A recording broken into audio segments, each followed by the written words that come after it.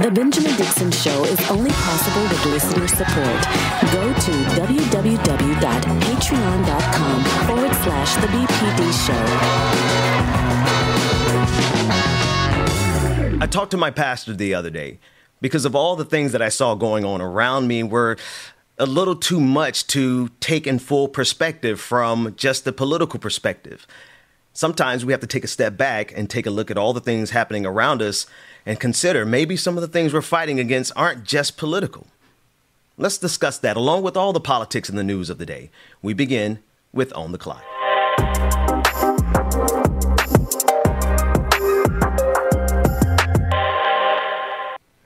Joining me this morning on Georgia Fort's day off is none other than our friend Pastor Anthony Galloway, who's joined us on many occasions. And I am so excited this morning to have Professor Anthea Butler join us to this conversation that on Fridays, quite frankly, often go over into philosophical debates, sometimes religious questions. And Professor Butler, your work, your book, that has come out, I think, actually makes you the perfect person to have this conversation with: white evangelical racism, the politics of morality in America, and your work as the professor of religion at the University of Pennsylvania. I have been a fan of your work, and thank you so much for coming back on the show this morning.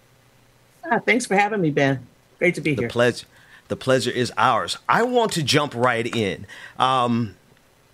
At the risk of making this show overly religious, Georgia Fort, she sent a question in last night that she wanted me to pose to the two of you because of the nature of your work, and actually it cut to the core of some of my thinking in the background. She wanted to know, in your time, in your analysis, how do you view the things that are going on around us? And just for context, for anyone who's been living under a rock, we have a full-blown pandemic. 700,000 people gone in this country alone, over 4.5 million on the global stage. And yet the leaders in our temple seem to be drunk with folly. So I think her question is kind of poignant this morning. Professor Butler, would you jump in there? Sure. I think her question is really important, but I'm going to answer it in a very different way than you might expect. This ain't nothing new. This has been part of what has happened throughout history. We have gone through pandemics. We have gone through people who are religious leaders who are not paying attention to the signs of the times. We have gone through political leaders and leadership that has been neglectful of what has happened with people dying all around them and trying to make their money. So I think that one of the things that we have to be is, number one, be sober-minded about where we are.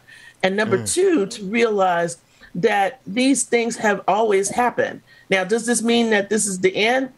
I don't know. But I think that this time we can measure what we think the end is because we have a better sense of the world around us, whether we're talking about climate change or escalating violence or the move of a pandemic. We can see that a lot better now. And so the anxieties that people have will always be rising in times like these, especially when we are so well connected. And Pastor Galloway, I want you to jump in there, obviously, but I also want to bring on the screen the images that kind of inflame that feeling, right? We saw the ocean, the Gulf of Mexico, literally on fire. We see the wars that are happening around us. We see the oil leaks, and you have the declarations, like Professor Butler said. You have the declarations of these pastors who like to say these are the end times, but how much of it is of our own creation? Well, one of the things that's looking at these images and looking at what's happening, around us, the thing that's most aligning with the eschatological bent of Revelations and what we see in our sacred text is the looking at the obvious evidence in front of us and denying it.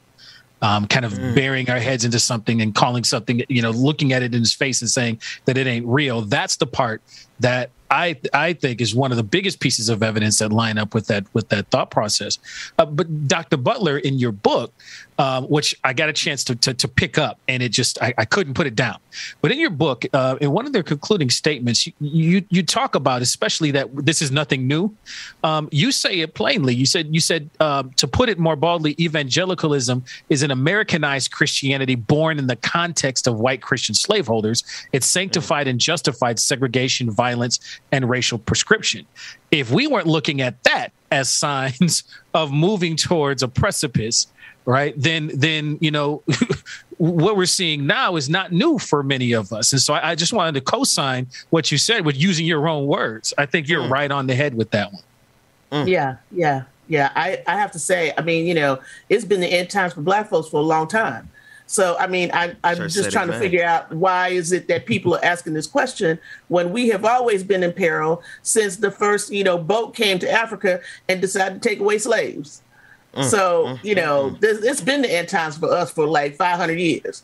So, I think if we look through this, and we look at scripture like white people do, Come on. then it's something else. But if you're looking at scripture like Black people do and understanding that our ancestors have been trying to tell us what's been going on, then you begin to understand that this is just part and parcel of what capitalism has done, what white supremacy has done, what racism has done. And we need to see how we are both complicit in helping that, and what are we doing to stop it?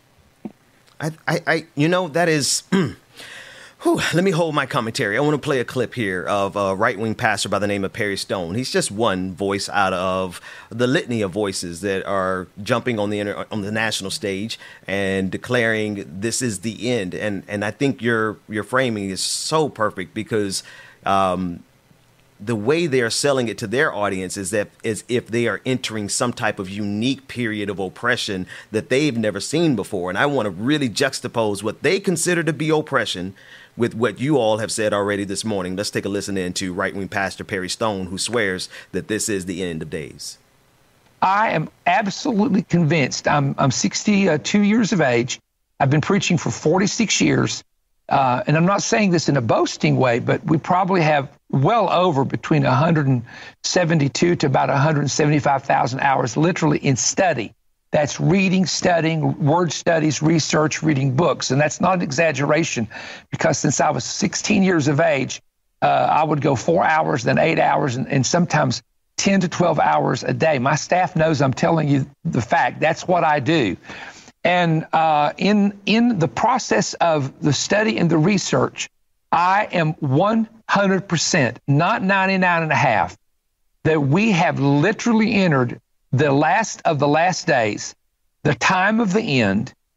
The time of the end. And in context of the conversation, they're talking about the vaccine mandates. They're talking about the mask mandates. They're talking about all the different things that are happening right now. They're not talking about the number of people who are dying, Professor Butler, of COVID-19. They're talking about the oppression from the government requiring a quote unquote vaccine mandate. When white people feel like they are being persecuted, okay? That's what it is. And so what you have to understand is this is a dual punch. The first punch is fear. Look at what's happening around you. Everything is going bad. Therefore, this must be the end times. I'm laughing when he said he studied and everything else, because I'm like, he's doing the same kind of studying that Nicki Minaj and other people are doing when they say they study in the vaccine. That ain't studying. That's just like, I'm going to pick what I want to read and I'm going to believe what I want to believe. That is not study. You are not in the lab. He don't know what he's talking about. And, I'm cool with that, because basically the end times really is that jacket and that hair pulled back and that bad look. I mean, come on now, really. I mean, I don't usually pick on people like that, but I just looked at this and I thought, man, this is like right straight from the 1970s and Hal Lindsey's, books where he would talk about the end and everything. There's a whole history of this stuff. So I think that when we look at people like this and we, people listen to this and, you just see that $100 right now for his President's Club monthly promotion for him to lie to you about stuff, and it's going to be the end. Understand what this is. This is pimping fear to scare white folks about immigration, to scare them about taking the vaccine that they need to take so that we all don't die. And, essentially, it's a way to keep your ministries going, whether that's, this guy or somebody else who's telling everybody it's the last days and you need to come to my compound. This is some Jim Jones mess. It just depends on how it plays out.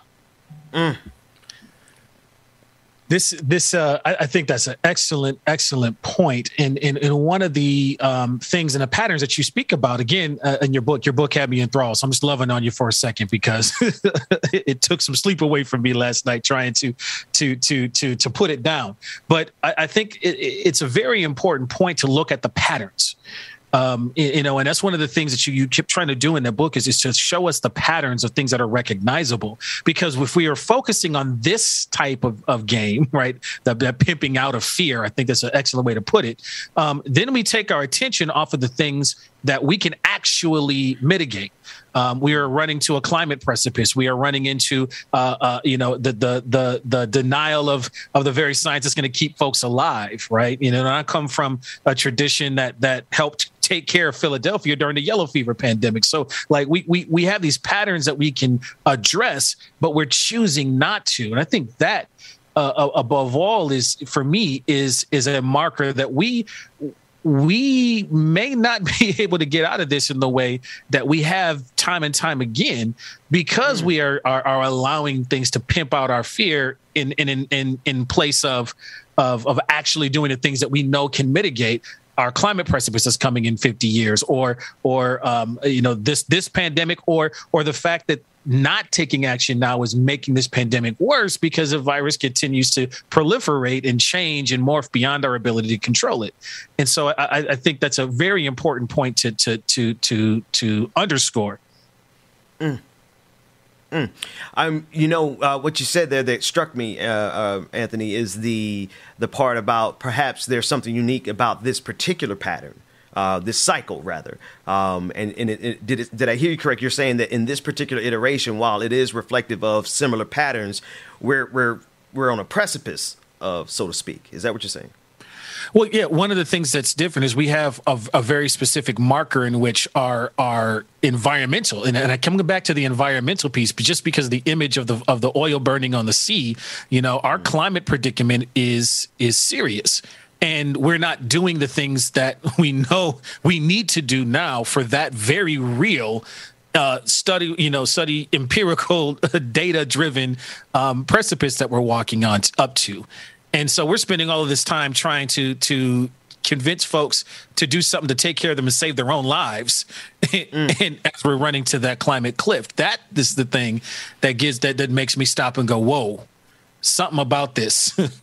And this is at the same time as we're running out of oil resource. We don't have gushers anymore, right? Right. So we're already in that space of if we don't make huge shifts, we're going to run out of very energy that's going to really destabilize. Right. So these are the kind of signs that we can start talking about and deal with. But instead, we're fighting people who don't want to wear masks, or fighting people who don't want to vaccinate themselves to save their own lives.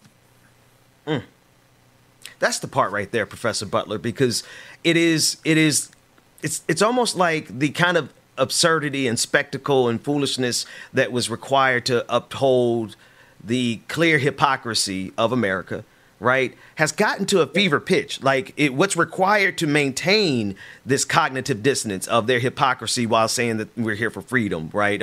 Or they're here for democracy, but they're installing dictatorships. Like there's been an escalation in the kind of foolishness, and the timing could not have been any worse. Where at the fever pitch of the foolishness, we had Donald Trump in office when this pandemic came around. What are you thinking in terms of those patterns and this unique moment where the ignorance is so high that we can't even get people to put on masks? Yeah, I keep thinking we live in that movie Idiocracy, where everybody's just really dumb and we can't figure out a way to get out because it's just been stupidity, right? So that's one thing. But I think, what is interesting to me is that what these people who don't want to wear masks say is that things were so much better with Donald Trump. Donald Trump would not have had us there. And I'm like, Trump is the cause of the reason why you're having to wear masks, because they wouldn't deal with this right in the first place. That's right. So I think, one of the things that we have to really come to grips with is that not everybody in America is real smart. I mean, this is a problem. This is a very big issue about the kinds of people who we live with every day, who are, running our stores or teaching our kids or whatever. Some of these people just don't have it all. And I mean, I hate to say it like that, but there's a part about education in this country that really needs to come together, where we begin to understand that nostalgia is not the only thing that's going to help us get through this mess. This is what people want. They want nostalgia. They don't know how to deal with change. And the change that's scaring them is the demographic change and realizing that white people are not going to be the dominant group in America anymore. I think this is like this thing that is really stressing them out and making them lose their minds and making them go to these kinds of crazy issues like, I don't want to wear a mask, and spitting in people's faces at the store and everything. I just need to say here up front, if somebody come up to me in a store like this and try to get up in my face without a mask and start talking to me, y'all better have my bail money ready. Because I'm going to hurt somebody. I'm going to send them to see Jesus. Okay, they going to go straight up and no, don't pass go nothing before they go downstairs. I just want to say that here up front. Professor Butler, you going to send them to the upper room? I'm going to send them to the upper room. They're going to be speaking in tongues because their teeth going to be knocked out. I think.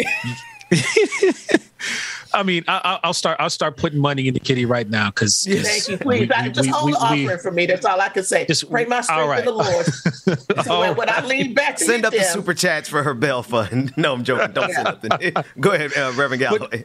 Well, I think again, Dr. Butler, you're just tossing them up for I love it. I say to Ben oftentimes on Fridays, he kicks me into the gut bucket of existential crises. But I think what you said there, that fear of change, the demographic shift, authors like Ron Takaki and Beverly Tatum and all these folks who are scholars in many different zones, or talk about the Browning of America. Edward Benia Silva, who wrote the book Racism Without Racists.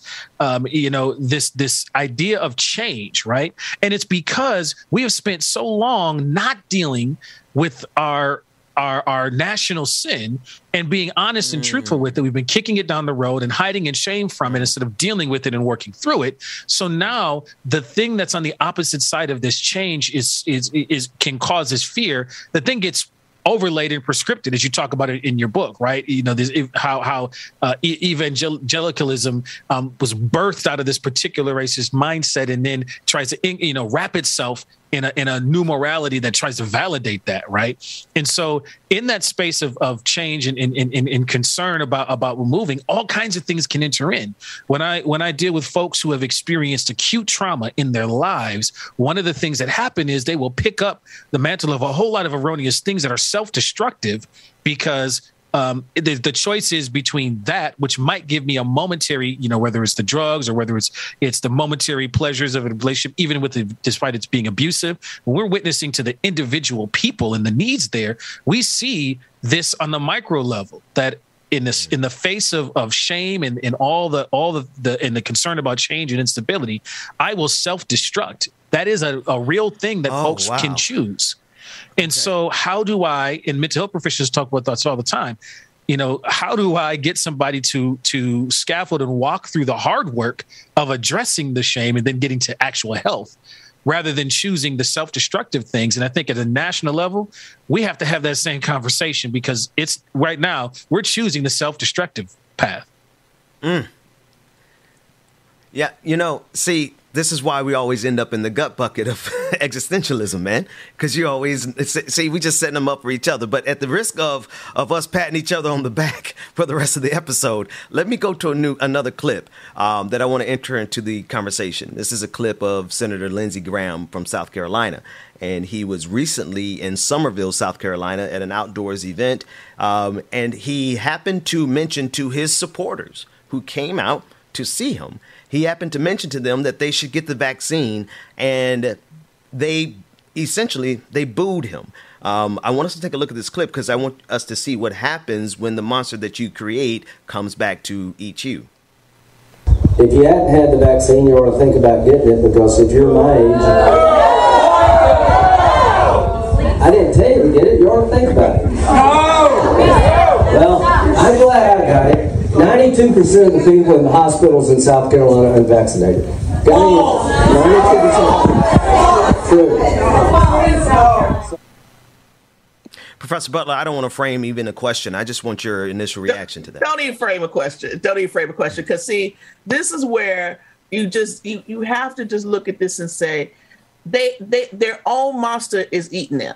Okay, so basically, all those people that are sitting there right now, hollering, boo, and everything else, they just blowing out corona all over the place. That's first of all. Coronavirus is laughing because coronavirus is like, I have never feasted like I'm feasting right now on these white people's bodies. See, Lindsey Graham, Donald Trump, and all the rest of them that are now talking about taking vaccines, where they were saying they weren't going to do this before, now realize it's more white people dying than black people. And black people and brown people and everybody else is still dying, right? And this is a horrible thing. But the fact of the matter is they contributed to this disinformation campaign about vaccines, and now they realize that their base is dying off. We got people who have lost their parents, kids who are going to be orphaned, mothers who are in their 20s and 30s, don't have a husband anymore, don't have a way to make this money. It's so many GoFundMes right now. It's ridiculous. And they have created this situation. So I don't know what they expect right now because, basically they're going to end up winning 2022 anyway. You need to bring me back to talk about that. Because we might talk about it.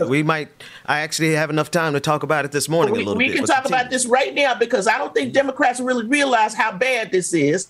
Despite the fact that they're killing people, they are making moves to make sure that that even though they lose all these voters that are sitting here, because I guarantee you somebody in that crowd got coronavirus, they are going to try to get this election anyway. So, while we're sitting up here taking our booster shots and doing what we can and still wearing our mask and everything else, we have a big population that will not take care of themselves and don't care about anybody else and think that they are right. And this is why kids are dying. If Pfizer does not come out at the end of the month and FDA says it's okay for those 5 to 12-year-olds to take this shot, we're going to have more kids dying. School is going to be horrible this winter. And we stand to lose a lot more people.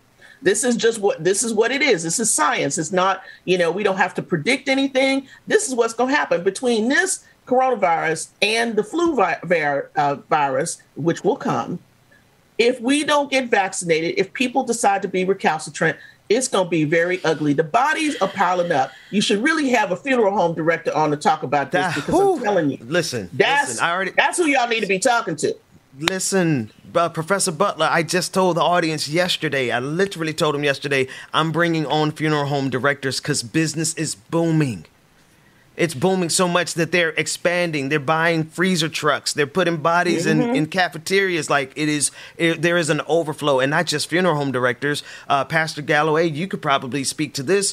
Churches that have not been able to meet in person have been sustained by the funerals that they have scheduled back to back to back on Saturday. I don't know if you're seeing that, but that's what we're seeing. So I'm in a little bit of a bubble because, despite some of our issues and challenges in the rural areas of Minnesota where I am, we're approaching 75%. We're on target to hit 75% vaccination rates in the state. Even in crowds like we just saw in that video, I walked into a bowling alley with a bunch of folks with self-proclaimed Trumper hats and things like that. But they also had a sign out front that said, this bowling league is vaccinated. If you're not vaccinated, you can't participate in this bowling league with us. And so we have some really interesting, caveats that are here in Minnesota. But what I'll say is you could also invite hospice care folks. One of the things that we've seen in the hospice care folks, the folks who get to watch the folks pass away. I said it before, I had a family member who's a traveling COVID nurse, and she had to wheel a wife into her husband's room to say goodbye before walking with the wife as she passed away. So we can see it. And it's one of these things where especially because we've wrapped ourselves in the culture, right? In that very clip, Lindsey Graham says 92% of people in our area who are dying are unvaccinated. Like, that data should tell you the story. To Dr. Butler's point, the science is right there in front of it, and he's still getting booed. And so, you get that chickens coming home to roost thing, 700,000 deaths, more coming along the way. We see the fruits of what happens when we try to wrap a fear-based culture of white supremacy around political ideology. It starts to speak against logic and reason itself. And we saw this in the lead up to the Civil War. We saw this in the responses. We saw this in the crowds of folks who were jeering as kids were entering integrated schools. I mean, you have that iconic picture of showing the baby in epitaph in a coffin as little Ruby Bridges walks into the school building, right? These are self-proclaimed Christian folks who are lining up to do that. So, we see this right in front of us. And of course, it's going to come back to bite you. The question becomes, can we find a way to take care of self like that bowling alley, right? I may have differed culturally and politically and even in theologically with some of the folks in there, but they had a sign out front that was very clear that you ain't coming to this bowling league that unless you vaccinated or show proof of a negative COVID test. And these are folks who I think would be a part of that crowd, but they wouldn't necessarily be booing. Can there be a middle ground in that space? Professor Butler, what are your thoughts on because I think a lot of them maybe they are. Those folks at your bowling alley are like this because they're Lutherans. They got sense. Okay, Minnesota is full of Lutherans. Those people got common sense. This is why this Prairie Home Companion worked, because they ate lime jello and they know that stuff didn't kill them. They need to go head on and take a shot for coronavirus. So I'm gonna steal that. I'm stealing that. I'm gonna get that T-shirt. I'm gonna give you that. I'm gonna give you that because you live there. You know. I know what I'm talking about, right? Because they've been eating all this kind of weird stuff, and they figured, oh no, this virus, this might kill us. We need to take a shot. Those are common sense people. These Baptists and all these other folks down in Texas and everywhere else, and these white supremacists in Idaho, ain't taking no Baptists because they think Jesus gonna save them. And Jesus is like sitting up here going like, I sent you a shot. You not doing nothing. So basically, I can't help, and that's the truth. That'll preach.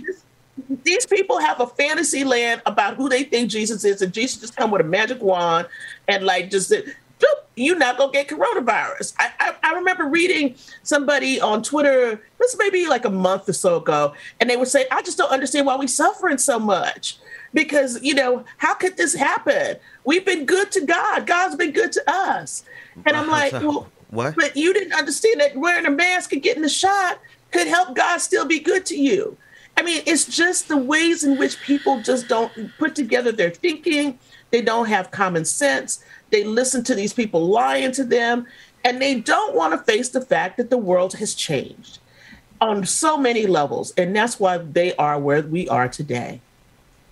See that in there, there's a beautiful nugget in what you just said there, because one of the things that I encounter often is that folks feel like they don't have an alternative to a Christian life that they recognize and to making some common sense, all right, or trusting the facts and logic in front of them. I think that's a very excellent point because, in this space of false dichotomy where it's either this or that, you don't have a middle ground. Can I still have a conservative identity that does not play into what we saw in that clip from the evangelical pastor, with the $100 next to the name on the bottom?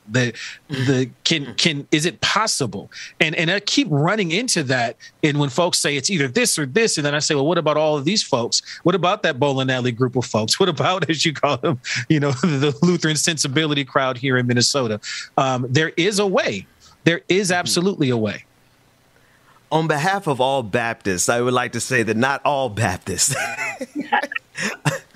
are the type that... Not all Baptists, I know, but let me be clear. Southern Baptists, not all National Baptists, not your Progressive Baptists. Hopefully y'all get the shot. But let me say something to the Black folks out here that know somebody in their family that's not getting shot. What's wrong with them? You need to just get on their case, because basically we have had too many Black people dying. They are contributing to the genocide of the race because they will not take a shot. And don't be like these stupid people. Don't be sitting up here like, well, it's like, who's that doggone basketball player that's acting like he don't want to get a shot and go lose up millions of dollars?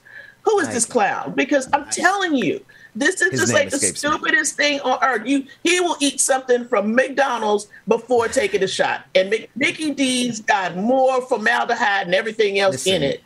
On behalf of people who have not yet gotten over that junk food, listen, I'm Professor Butler.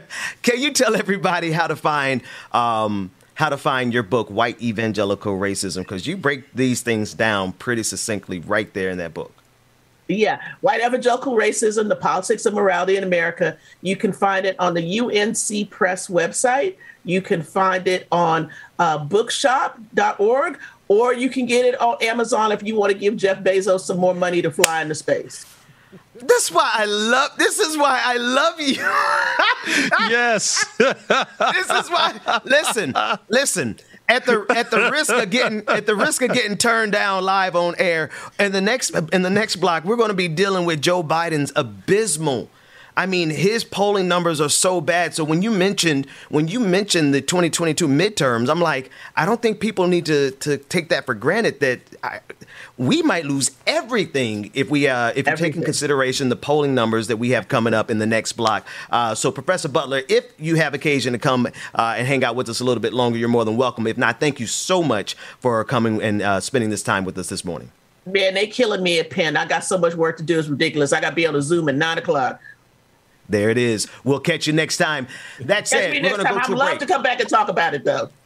Absolutely. We'll have you back. That's all the time we have for On the Clock. Stick around for more on The Benjamin Dixon Show.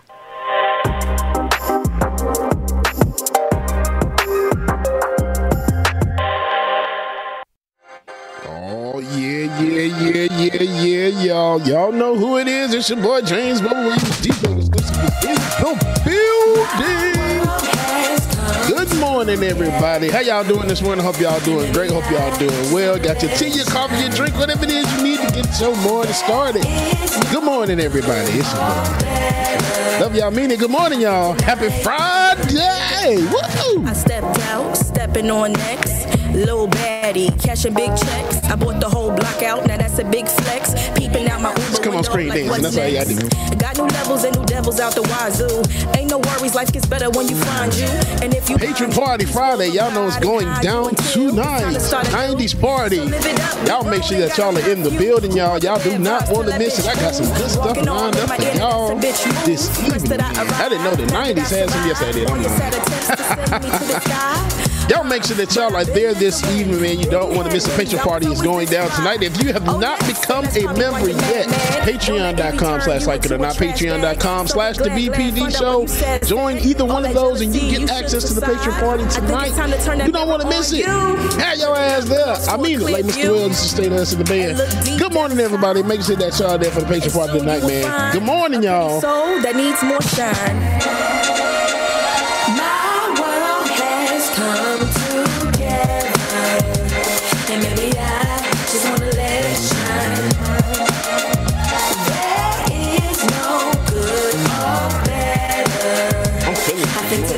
I'm gonna make it mine.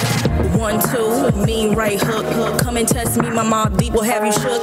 It's a marathon, but baby girl, never let up. No need for speed, but keep your foot up on the gas pedal. Ain't worried about having a golden award when God made me to be an ice cold meadow. Why are you always pressed about my life? Talking with your frenemies about me, saying, ooh, girl, have you seen it like the shine lights? You tried, but you could never dim my light. Please know I'm a touchable girl. I'll slip through your fingers like a real fly kite. Why you wanna turn a good day into fight night? Constantly rejecting all the negativity. Take that bad energy and go and get your mind right. Say a prayer tonight to keep it so tight.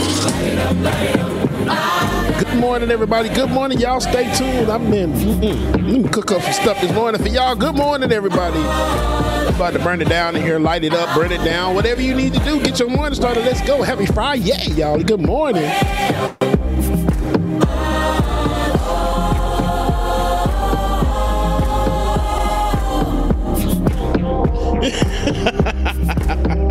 I hear you back there, Ben. I hear you.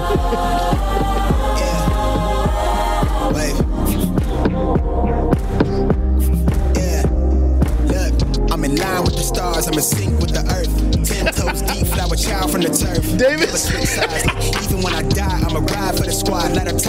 rehearsed. I've been on the vibe, kind of hard to describe. I'm in between, I'm good and it's fine, but I'm tired of the grind. Then I come alive in the night to realize I'm in the middle with it. We had David waiting outside the club like Rebecca. Never lied on the rap, got a bag from the way that I write it. Cleanly concise, but that I survived doing 80 to the house, then I hit her to the sky, changed. Good morning, everybody. Chuck Diesel, Patricia, good morning, y'all. Demon Yama, Mama Melody, Dennis, Nat A, Randy Rubble, good morning. Project Redfoot, Lily, good morning. Love you too. Laura Estrada, good morning. Roll the Dragon, Shoot the Dragon.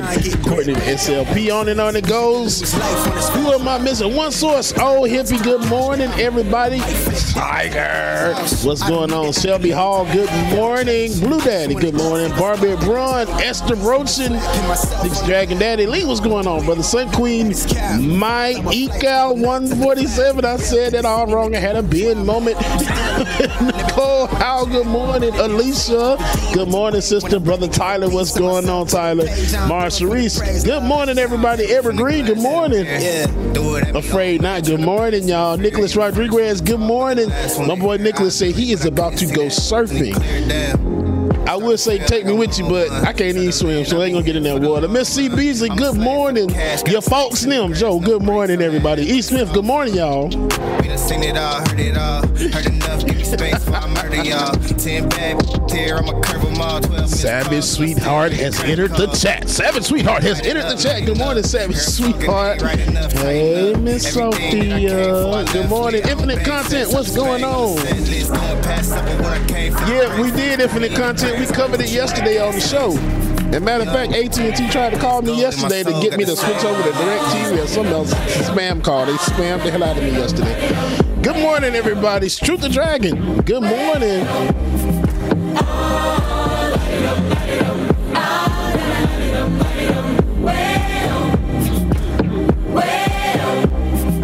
Good to go.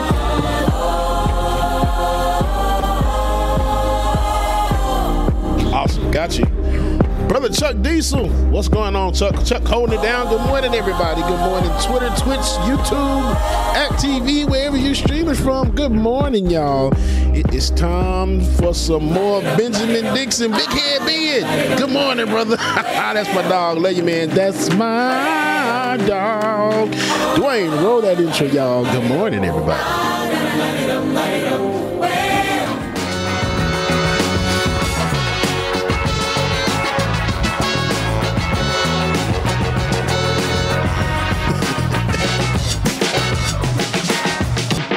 The Benjamin Dixon Show is only possible with listener support.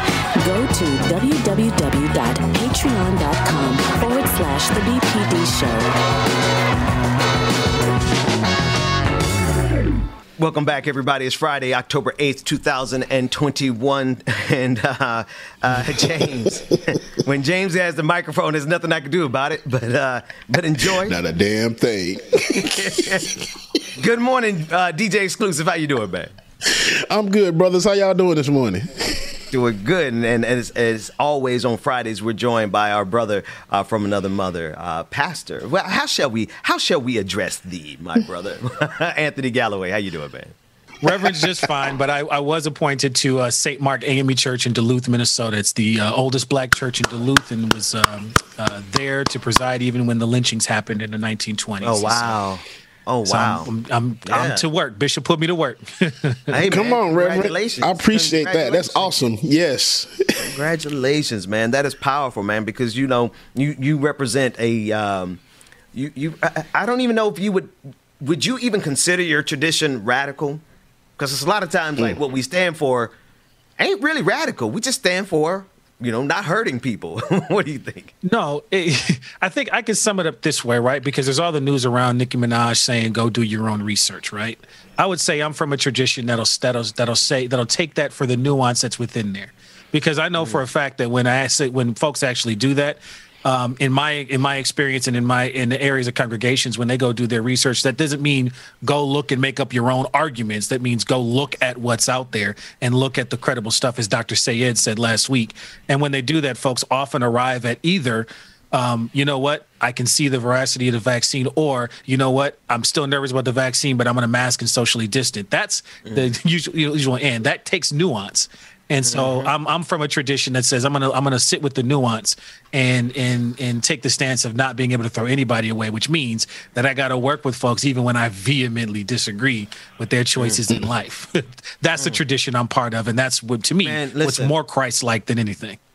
Brother, as men of again, you're a man of the cloth. I'm somewhere in that spectrum.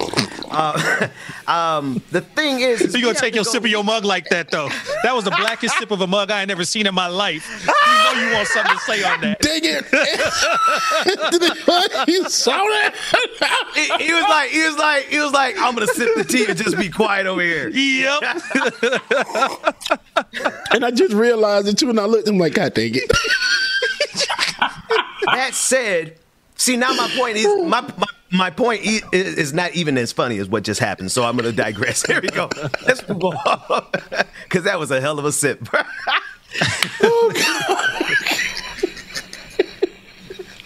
See, this is why I love us. And when I say us, I very specifically mean folks in Black tradition, because our wisdom tradition allows us to have things as much as a sip like that say so much that words may not be able to express. I need to stop. But James, I love you. That sip made my day. Hey man, listen. Anything that I can do, Reverend Galloway, I got you.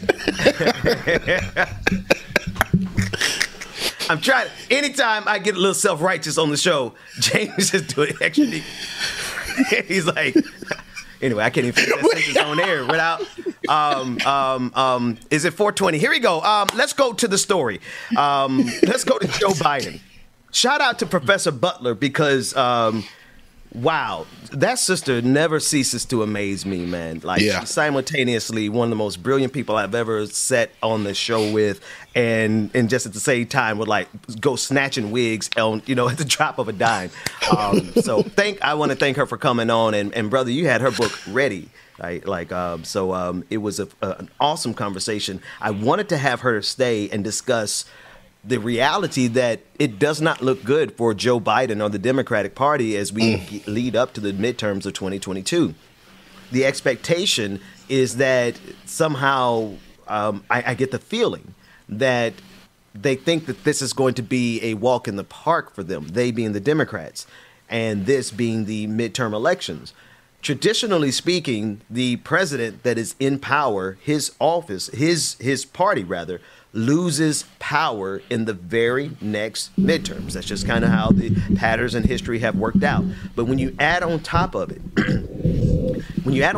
these polling numbers that Jake Tapper is getting ready to go over in this clip from CNN, I think that there is more of a shellacking coming in this midterms than the shellacking of 2010. Let's take a look at that clip. These new poll numbers, frankly, are brutal for the president. In this brand new Quinnipiac poll, only 38% of Americans approve of how Biden is handling his job, compared to 53% who disapprove. That's the lowest approval rating Biden has had since taking office. Another striking number, only 39% of Americans approve of Biden's handling of the economy. 55% say they disapprove of the job he's doing on the economy. When asked, is Joe Biden an honest president? 44% of Americans say yes. 50%, a plurality, say no. And one of the most damning results of all, more than half of the American people, 55%, say the Biden administration is not competent in running the government. 42% says the administration is. That's not good. That's he was going to lose possibly the House anyway, because that's the nature of the swings of elections, right? So I'm not going to make this out to be the end of everything. But these numbers, considering the pandemic, suggest that we could not only lose the House, but we could also lose the Senate. But then I also want to frame it one step further before I let you jump in there, Pastor Galloway. I think that perhaps the reason they're in this problem right now is the same reason folks ain't going to get up and go and vote for them in 2022. Because what they done for us. But I'm sorry, Brother Galloway, Pastor Galloway, what are your thoughts? Well, so just want to say very clearly in my capacities, right? I am in an apolitical conversation Brother Galloway, church wise, right? Anthony, what do you think, man? Yes. I got you. So here's what comes to mind. You talked about the cycle, which is very, very important. One of the things that strikes me here is I look at these numbers and I'm saying to myself, yet again, we're going to be focused on political power keeping in our political office space instead of clear direction that's going to get some legislation done. That is problematic. That's problematic for folks keeping their homes in the Iron Ranges of Minnesota. Just taking a broad sense, right? Without clear direction and ability to get things done, the numbers like this signal to me, and I just want to connect some dots here, right? What happens when you see things like this is it causes depressed turnout. And we know the less we vote, the more we are susceptible to these wide swings and lack of real policy. And so, and you can see the research that shows that the more voter turnout, regardless of what political party you're voting for, the more folks come out to vote in a wide-ranging set of spaces, the more legislation actually gets done, and the more we actually have direction on things that matter, especially important pieces. So I'm looking at these numbers, and I'm going, oh, here we go again. We're going to just be worried about tossing this football back and forth. Meanwhile, we can't get any clear national strategy on anything that matters. And so that is just as problematic as, folks, being complacent or maybe being within their bubbles, especially as it comes to the right to the body. We talked about abortion. We talked about, the voting restrictions that are making their way through different places. If you see the president's party as the party that's going to stand against those erosions of civil liberties and things like that, you've got a problem on your hands. You got a huge one. And that's James, what he said, what you just got through saying there, Anthony. It's the fact that in the midst of all this, the intention is going to shift to who's going to have power versus the attention shifting to who's going to do something for the people. And James, the thing that really blows me away is if they actually did something for the people, whoever does something for the people will get power. But they absolutely. Yeah, you're absolutely right. That's what it boils down to. Excuse me. The reason why those numbers are so low is, let's be honest, what has President Biden done since he's been in office? I mean, even Kamala herself. They haven't done enough. If they actually do something, yes, I understand we have the pandemic stuff going on, but we need more. There is so much more that is needed that needs to be done, and here it is. It's not getting done. So now everybody's like, okay, well, what the hell did we do? I mean, 45 was in office. He did stuff. It wasn't the right stuff, and it wasn't stuff that we wanted, but he did stuff. Biden is just like, he's just sitting back, almost like he's coasting, waiting for stuff to happen, and depending on everybody else around him, just to like, okay, y'all take care of it first, and then eventually I get to it. And right there, though, that's the thing. Like, we're being sold the filibuster as the justification as to why we can't get anything done. We can't get any movement on the justice and police reform, right? The George Floyd Act. We can't get any movement on that. We can't get any movement on protecting women's rights on the federal level. We forget about that. We can't get any changes in the judiciary because they're not going to pack the courts, despite Donald Trump having packed the courts. We're not going to be able to do any of that. And then most of all, we're not going to do anything on voting rights. Brother Galloway, we're at the stage where the Democratic Party is saying that we're not even sure, because of Joe Manchin and Kyrsten Sinema and the other Democrats who are not going to support it, we're not even sure that we're going to ensure black people's rights to vote. I understand these polling numbers now.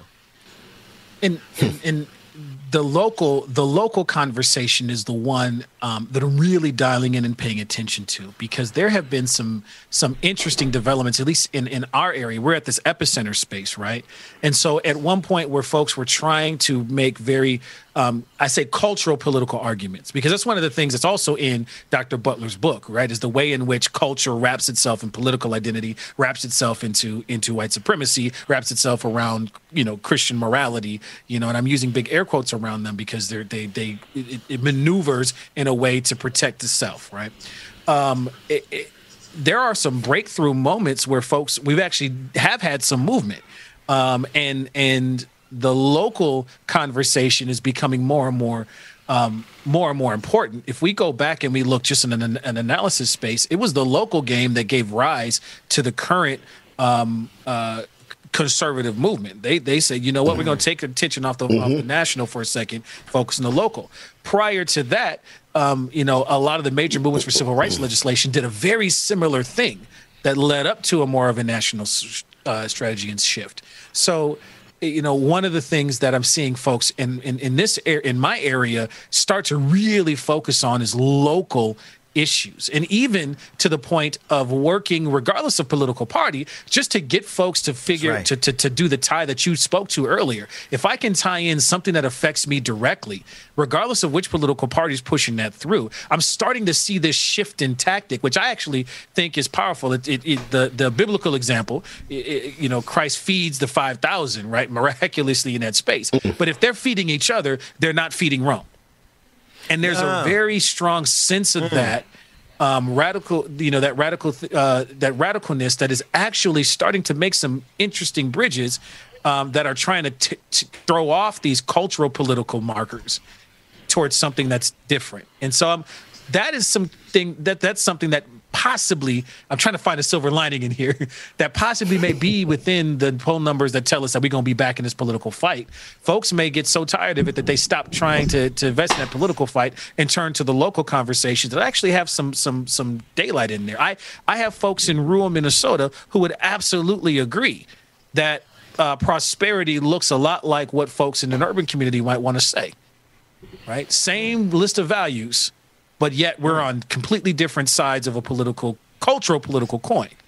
What if we throw that coin away and stop feeding Caesar? Then we might be able to get into a very different kind of conversation. What I was going to say earlier, James, is that being men in proximity to the faith, not necessarily men of faith, but we have to come up with so many words to not cuss people out sometimes, right? And so that's how our vocabulary becomes so prolific. But in this case, Brother Galloway said 1,000 words that are all 100% true.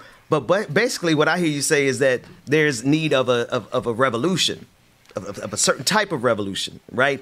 The kind of revolution that turns completely away from the solutions that they told us to chase after, electoralism. Go ahead. The poll numbers say it best, right? This is why that sip that you took at the beginning, James, was so powerful to me. Because I'm starting to see folks stop and just sip and go, you know what? I don't have to do that. When we actually break apart what people would put down, and I do this activity all the time, I highly suggest anybody has any kind of congregation, any kind of group that they do it with, sit down and say, what does prosperity look like? And you're going to get lists that look very similar, albeit how we get there is very different. And I'm seeing a society that actually agrees on a whole lot of different things, but we're so wrapped up into our cultural political tribalism that we can't even agree on for the exact protecting water. Protecting water is not a question until we get into the cultural political shrouds that we wrap ourselves in. That's why I say, stop feeding Caesar. Stop feeding Caesar. I think that's the problem, though. We've been pretty existential all episode. Yeah. I want to play something. This is the funniest thing. It's like being in church. Dwayne, give me the sisters, all those sisters on the stairwell. Y'all been in church. I know y'all have. And you or anywhere you're supposed to be serious. You could be at a graduation. You could be in a lecture, and one person start laughing, It doesn't matter what you're even laughing about. Here's some black sisters singing a song. I don't even know what the song is about. I don't know what they're laughing about, but I'm tired of being deep this morning. Dwayne, run that clip. Please tell me you got it. You're so special. Whoa, caught in a bad romance. Whoa, caught in a bad romance. Whoa.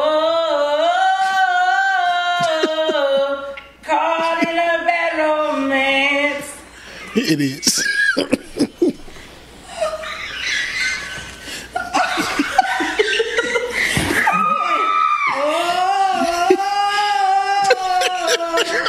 Caught in a bad romance.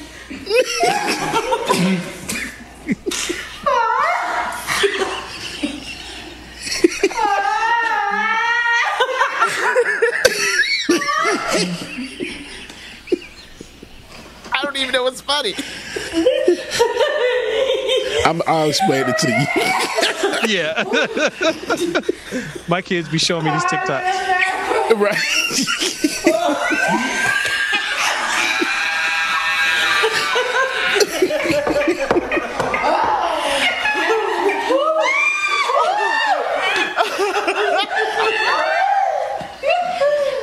Oh my God. Dan, you're going to be mad, but there's a message in this.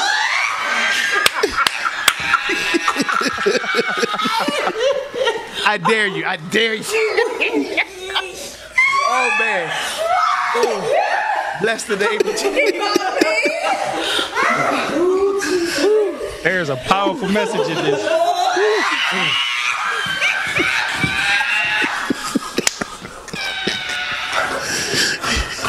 I don't know what are they laughing at.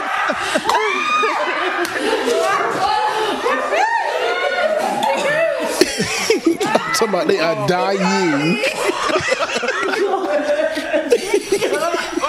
So wait. That's enough. Turn it down. So I can't. So Ben, you can't tell me. You can't tell me. Oh man, I didn't even know though. I didn't plan it. I did not plan it. I did not plan that. No. But go ahead.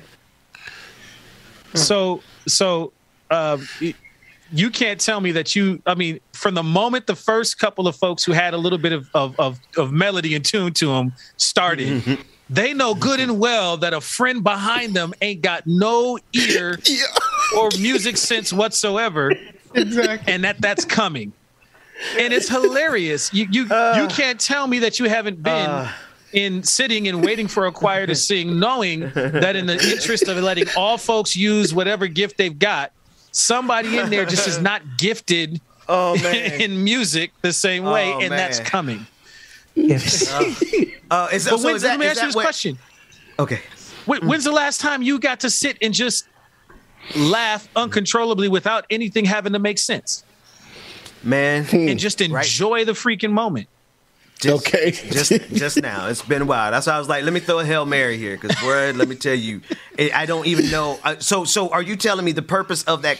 Is that a part of a viral trend, James? Like, So it's the challenge. Yeah, the bad romance challenge where, you're supposed to like match each other's pitch or tone, and as it goes on, like Anthony said, the first 2 or 3 people, they're about good, but once you start getting down that line, it starts sounding like it or not.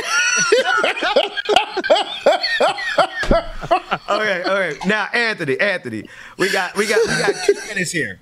We got 2 minutes here, and you said that there's a powerful message in there. Absolutely. You know what but go for it. You know what that Stairwell of Sisters wasn't doing? What's that? Getting whipped into a frenzy with pillow numbers and political back and forth. Exactly.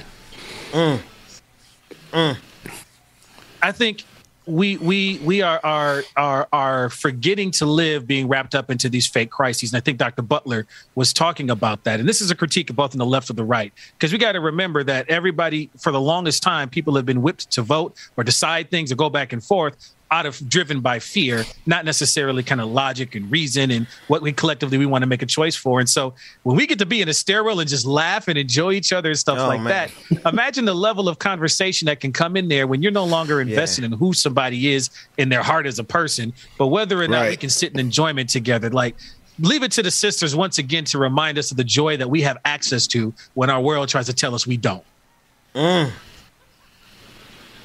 Church said amen. Listen, I got nothing to add to that. Pastor Galloway, tell the people how they can get up with you and support your work. You can go to stmark-ame.org. And it's a wonderful congregation there. We have a good time laughing in the stairwell like that. That's actually kind of the sermon I'm coming up to on Sunday. But then also go to racialreckoningmn.org or the Minnesota Council of Churches Truth and Reparations work. There's a lot of racial justice work happening across the state of Minnesota, and doing it with nuance and grace that's willing to trust science and ask questions like Nicki Minaj at the same time. If you want a pastor who's going to throw some subtle shade, go to this. And Pastor, I don't know what the rules are, and I'm just poking at you because I know you big bro man. You can do what you want to, but tonight at 9 p.m. Eastern Standard Time, we're having our patron party, and we want to encourage everyone who is a patron. Patreon.com/the BPD show or Patreon.com/like it or not. I thought we'd had the graphic, but if you could come out, Pastor, and it's okay with your congregants, we're having a 90s theme tonight, so we're going to be going like Fresh Prince of Bel-Air and Saved by the Bell. What other look? Help me out, James. How do we got to dress tonight? Oh, Family Man, Run DMC. I'm thinking hip hop. Put some Adidas on with your bucket hats. You can't go. As long as you got some TLC and some Arrested Development, I'm there with you. Absolutely. Come on. Pastor's coming down to the trap. Your Urkel costume. Dwayne, you gonna wear your Urkel costume? I threw it away. Threw it away. James, take us to a break. There's a story behind that. I'll tell y'all about it in the after party. Yes. Thank you so much, Pastor Galloway. We'll see you next time.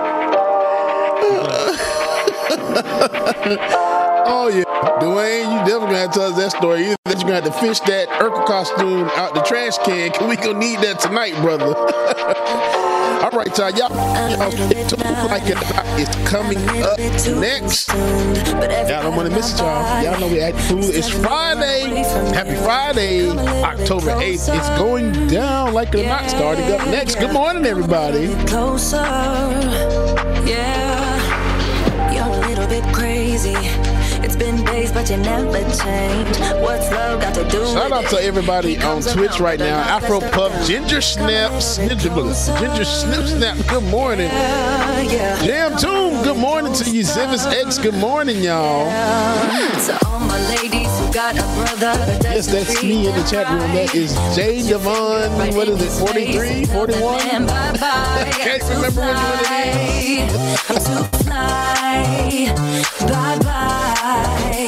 Bye bye, bye bye. You're a little bit selfish. Antisocial, good morning. Mad every time you lose. Mimosa Dragon, J Devon 40. That's what it is. I know it's one of those. Good morning, everybody. Good morning, y'all. Yeah, I can really start over. Yeah. Shout out Roller Dragon. Good morning. Hollywood, good morning. Anna Hart, good morning, everyone. The church lady. Hallelujah, good morning. You're scared and lonely. Finally got some closure. Carly Wynn, good morning to you. I can finally start over. Yeah. So all my ladies who got a brother that doesn't treat them right, put your finger right in his face and tell that man bye-bye. I'm too fly. I'm too fly. Bye-bye. Bye-bye. Bye-bye. Here's to the memories. Cheers to who used to be. Your friend said that you left me. Of course y'all did. Anything else would be uncivilized. I'm still here, y'all, but I got to change that battery, y'all. So in the meantime, in between time, y'all check out this slide talking about Pfizer release data. Oh, I missed it. Y'all give me 1 second. I'm too fly. I'm too fly. Oh, bye-bye, bye-bye.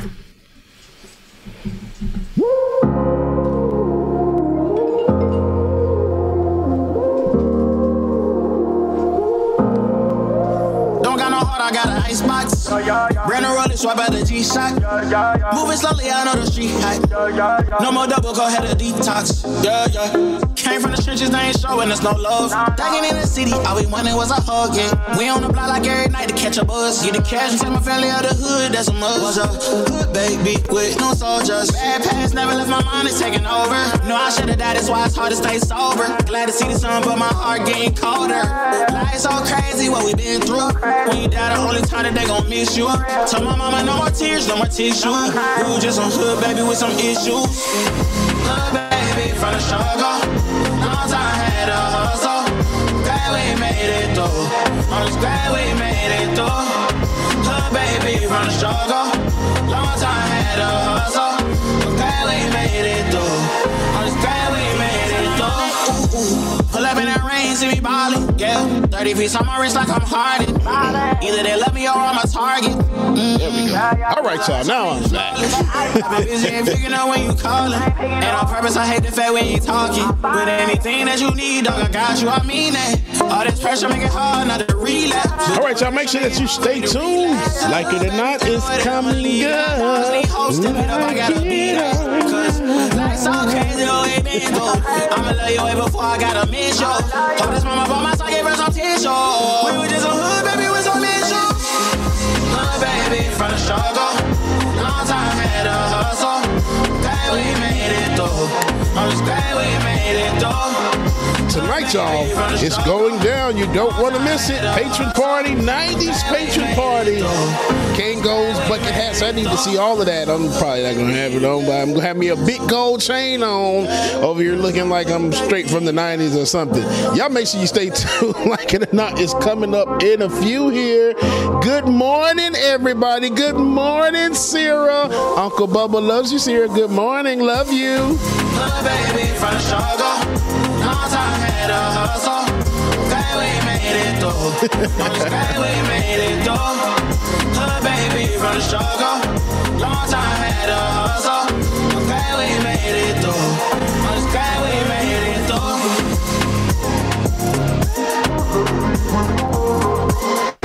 Glad we made it through. I'm just glad we made it through. I'm gonna take you on a ride. We're gonna move through the night. Why you so salty? I'll still take a bite. Okay, you can take my Lambo. I'll put on a tight show. You sure you can handle? We be faster than Django.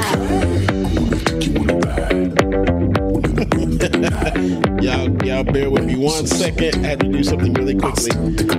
All right, y'all. Y'all make sure y'all stay tuned. We got more coming up. Like it or not, it's starting in a minute. And y'all already know what y'all about to hear. We be faster than Django. Can't stop, won't stop. I can't stop, won't stop. I can't stop, won't stop. Can't stop. Can't stop, won't stop. Can't stop, won't stop. Okay, cool. Can't stop, won't stop. Sarah. Can't stop. Hey, baby.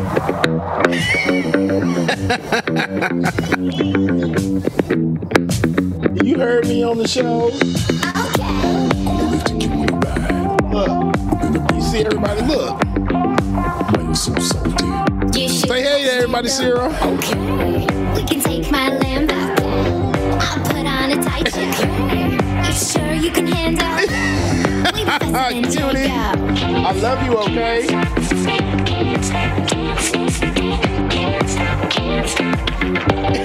Bye, y'all call me later.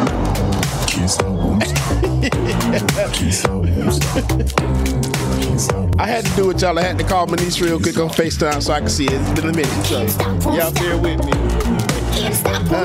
That was my niece, Sarah, y'all. Sarah, love you, mean it. Can't stop.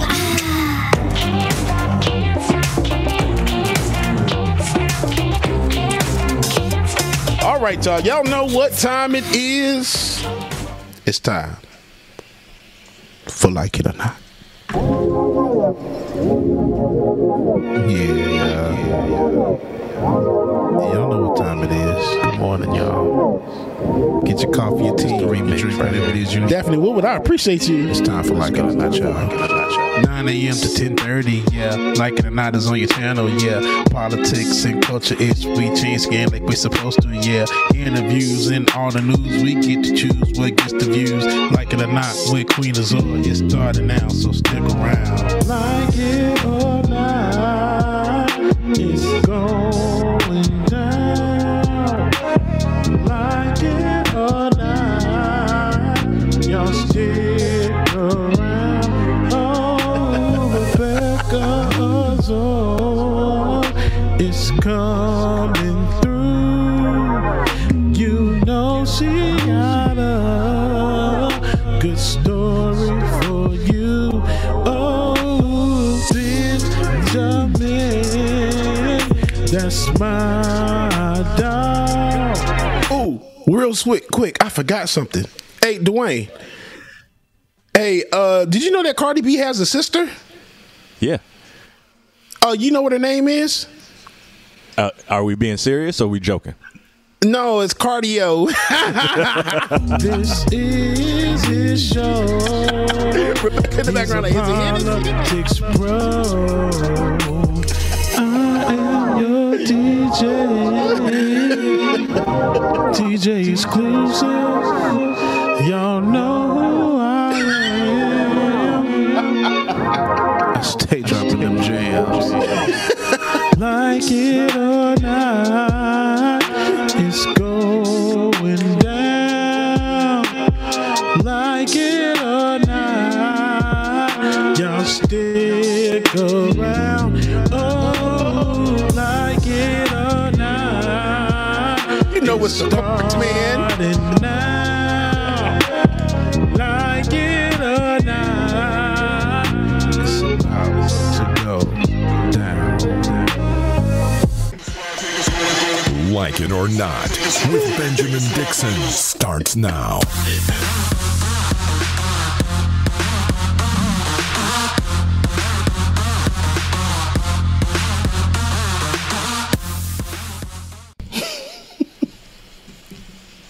Good morning, crowd.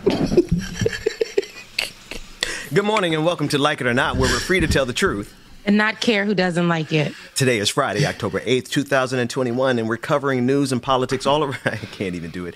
Rebecca Azor. What's up? I heard you guys had a dog. James. Yeah. I heard you guys had a whole blast yesterday. I didn't get to catch it because I was sleeping. But how was the show? Oh, this sounds so lucky. Oh, yeah. You missed the good one. You missed the ball game. Damn it. The ball game was going off yesterday. Yeah, it was ball game. Really? Oh, yeah. Yeah, ball bearded everywhere, all through here. There was. Oh, really? Who? Oh, shoot! Because y'all know I love it like that. But look, so who did you have on yesterday? We had so I can go follow them on Twitter. Tim Black. Tim Black. We didn't have. Well, Pascal was on yesterday. You already know Pascal. Yes. And the other day we had Ahmad Baba was on. Is it Ahmad or Ahmed? You know I don't pronounce it by the name correct. It's Ahmed. Because I follow him on Twitter. You already follow him. There you go. Okay. That's what I wanted to make sure of. All right. Rebecca. Protocol having been established. Hey, I want to let's start with another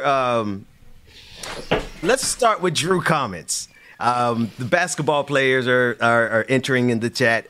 Drew comments. So the guy that was on the show that I missed last time. He's not bald headed with a goatee, but he got a little hairline. He's not bald headed. But anyway, here's a clip of him taking apart this new approach from NBA players, trying to center everything around them and their research. Let's listen to Drew comments. I would like an explanation to, people with vaccines. Why are they still getting COVID?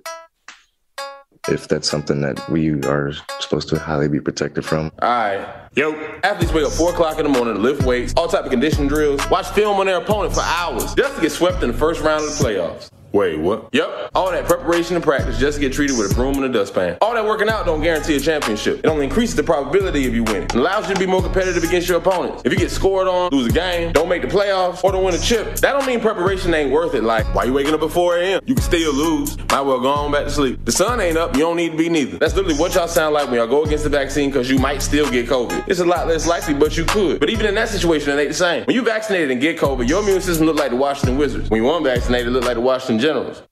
The vaccines have 3 major functions: film, scout team, strength and conditioning. It shows you what the SARS-CoV-2 spike protein look like, scout spikes to practice on, and creates neutralizing antibodies while also gaining B-cell and T-cell memory. So you're likely gonna watch COVID if it show up. I got you winning by 30, my boy. With me having COVID in the past and having antibodies. Actually, over a third of people who recover from COVID don't get protective antibodies. And even if they do, those antibodies aren't as abundant or reliable as you get from the vaccine. That's why you see people catching it 2 and 3 times. So you caught COVID unvaccinated and got little to nothing of benefit to show for it. You took an L. It's all good. Just go get some practice in so it don't happen again. Get vaccinated.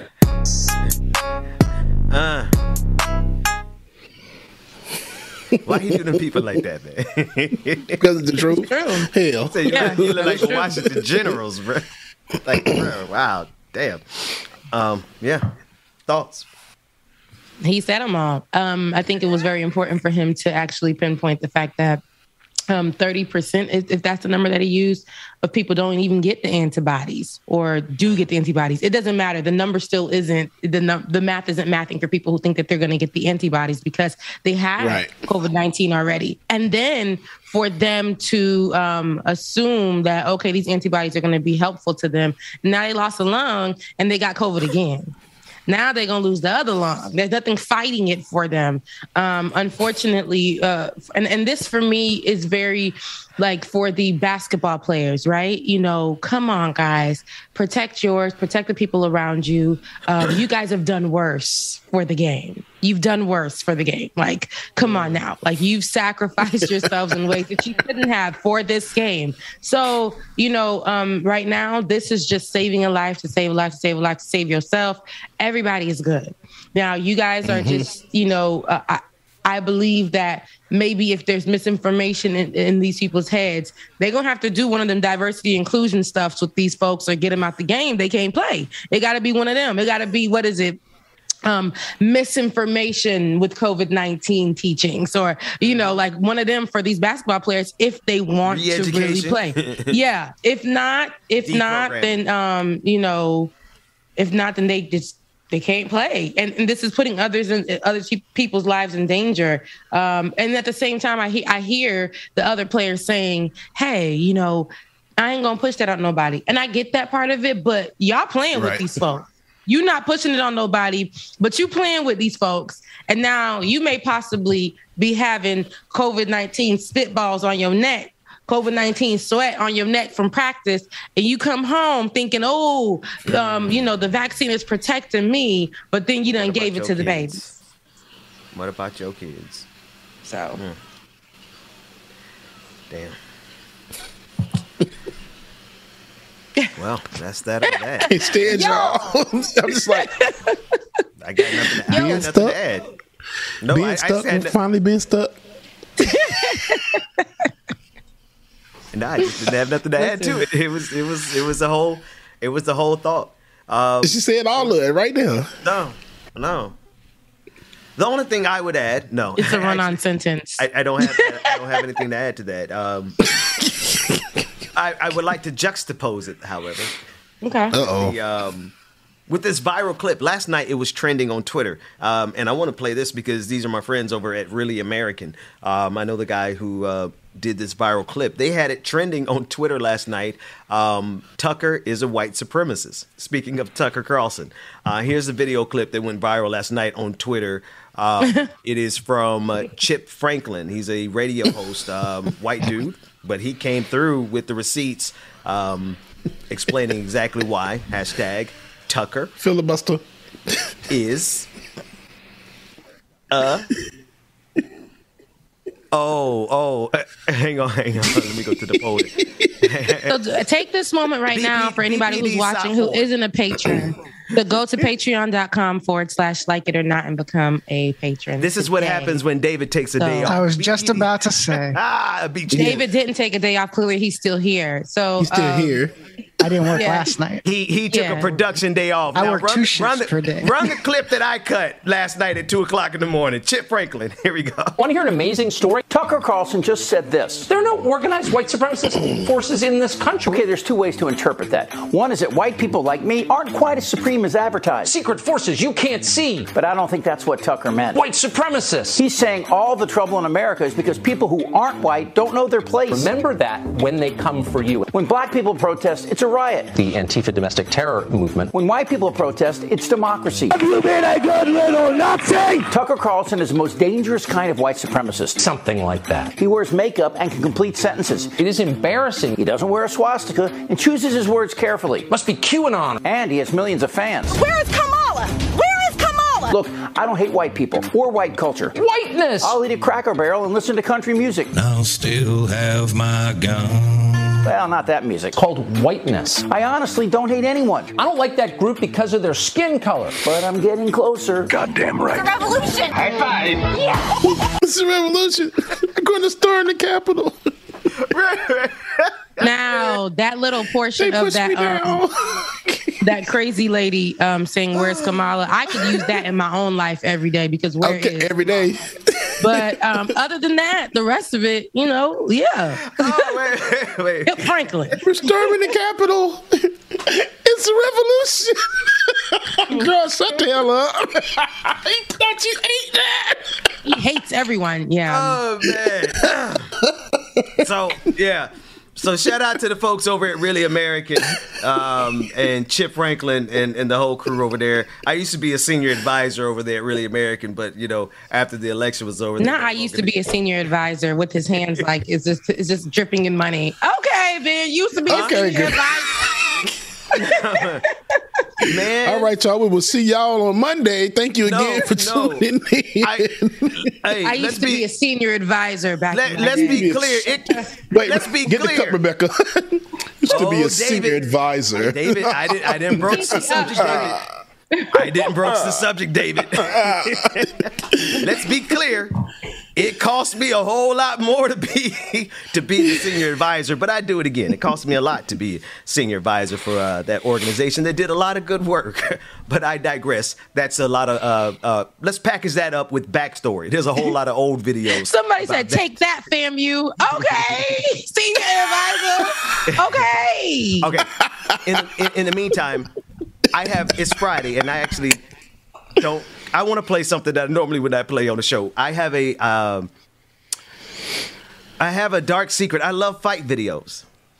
I've never played one on my show, but last night. Are we going to play one today? Yes. World Star. I am. Yes, I am. Right. I am. What have we become? Is it because I have a? It triggers me. I don't have good. So if it's like if I'm going to play it in public in front of. In front of mixed company, it is the art of storytelling by a guy who survived. He survived a fight, and it just reminded me of you, Rebecca, in the sense of there's nothing better than a good story.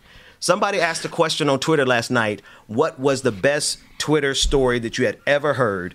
And this one came up as the winner. The best Twitter story ever heard was this video. It does contain footage of a fight, but you'll understand why we're playing it, and you'll understand why it won the award of the best Twitter story ever. Let's play it. I know, I look pitiful, right? But let me put you on. This is me, back against the wall on another block, about to fight a million because my shorty got into some drama, right? I was supposed to be at work. This thinks he's slick, but my spidey senses was tingling. Weave, look, but then this hits my. Oh, after that, I felt the same anger that took over Goku's body after Frieza killed Krillin. Word 2. Feel what I'm saying? But after this quick little squab, I tried to slide off the block because you feel what I'm saying? This ain't my block. But look, you feel what I'm saying? We get into a little 1-2. Weave. You feel what I'm saying? I'm trying to hit him with the Louisville Slugger so I could, you feel what I'm saying? Make my escape. But then he grabs me. I got little legs, my you feel what I'm saying? I tried to slide off again, but then they sanctioned a whole boxing match. You feel what I'm saying? And I'm feeling like Craig and Debo. You feel what I'm saying? Look, weave. But then look, he grabs me. You feel what I'm saying? Little legs. I got on Crocs. He done ripped my shirt into a fucking cardigan. You feel what I'm saying? Look at me. Nike shorts. I'm doing bad out here. Look at me. I'm tired, huffing and puffing. I just want to go to home. You feel what I'm saying? But look at this. I love the synchronization. Look how him and his man weaves my punch. Look. Weave. I love it. You feel what I'm saying? That laid me when I synced it. You feel what I'm saying? Look, weave, duck, bow. And I can't even enjoy, look, Spidey senses. And this is exactly how I got to that point. You feel what I'm saying? From this moment on, I really need to go. You feel what I'm saying? Because I know it's nothing but ass whoopers after this. But I can't run, because when you run, they chase you. So you feel what I'm saying? I'm slowly walking to my block. You feel what I'm saying? I'm slowly walking to my block because I'm tired as hell. And what they don't know is I threw up after this. You feel what I'm saying? My adrenaline, look, titties out. I'm doing bad. But at least I didn't run. You feel what I'm saying? I kind of respectfully walked away. You feel what I'm saying? I respectfully walked away. He said, we. We. He said he turned the t-shirt into a cardigan. A cardigan, Rebecca. He said, if you're wondering how I got here. Because that's how they start them now. Because they've been cracking on BET when they do the freeze frame in the beginning, because that's how they do all of their movies. They be like, wondering how I got here, and they show you the whole storyline. Rebecca, you ready? Here go, Rebecca. You ready to start it? Go. Look at him. At this point, I knew. No. But my question is how do you understand what he had to go through? Do you understand he had to go and get all the cell phone footage from everybody on the block in order to compile this? Because there's about at least 7 different angles of cameras that he got in this story. I'm sure he probably didn't have to go too far. It was World Star and everywhere. This video was everywhere, so I'm sure that they probably all sent it to his ass, or he just pulled it up when he saw it online. Because I know everybody posted it. And somebody put together everything. If it wasn't him, like you were saying, like, well, yeah, I wonder how I got here. And it was all the shorty's fault? What was it, her? Or that's what he said. So he just ran up on my shorty and hit her. But what did the shorty do? I need that information. Does she know a guy in the group? The backstory. Somebody in the group. What was going on in this group that they wanted to target her? How did we get here? I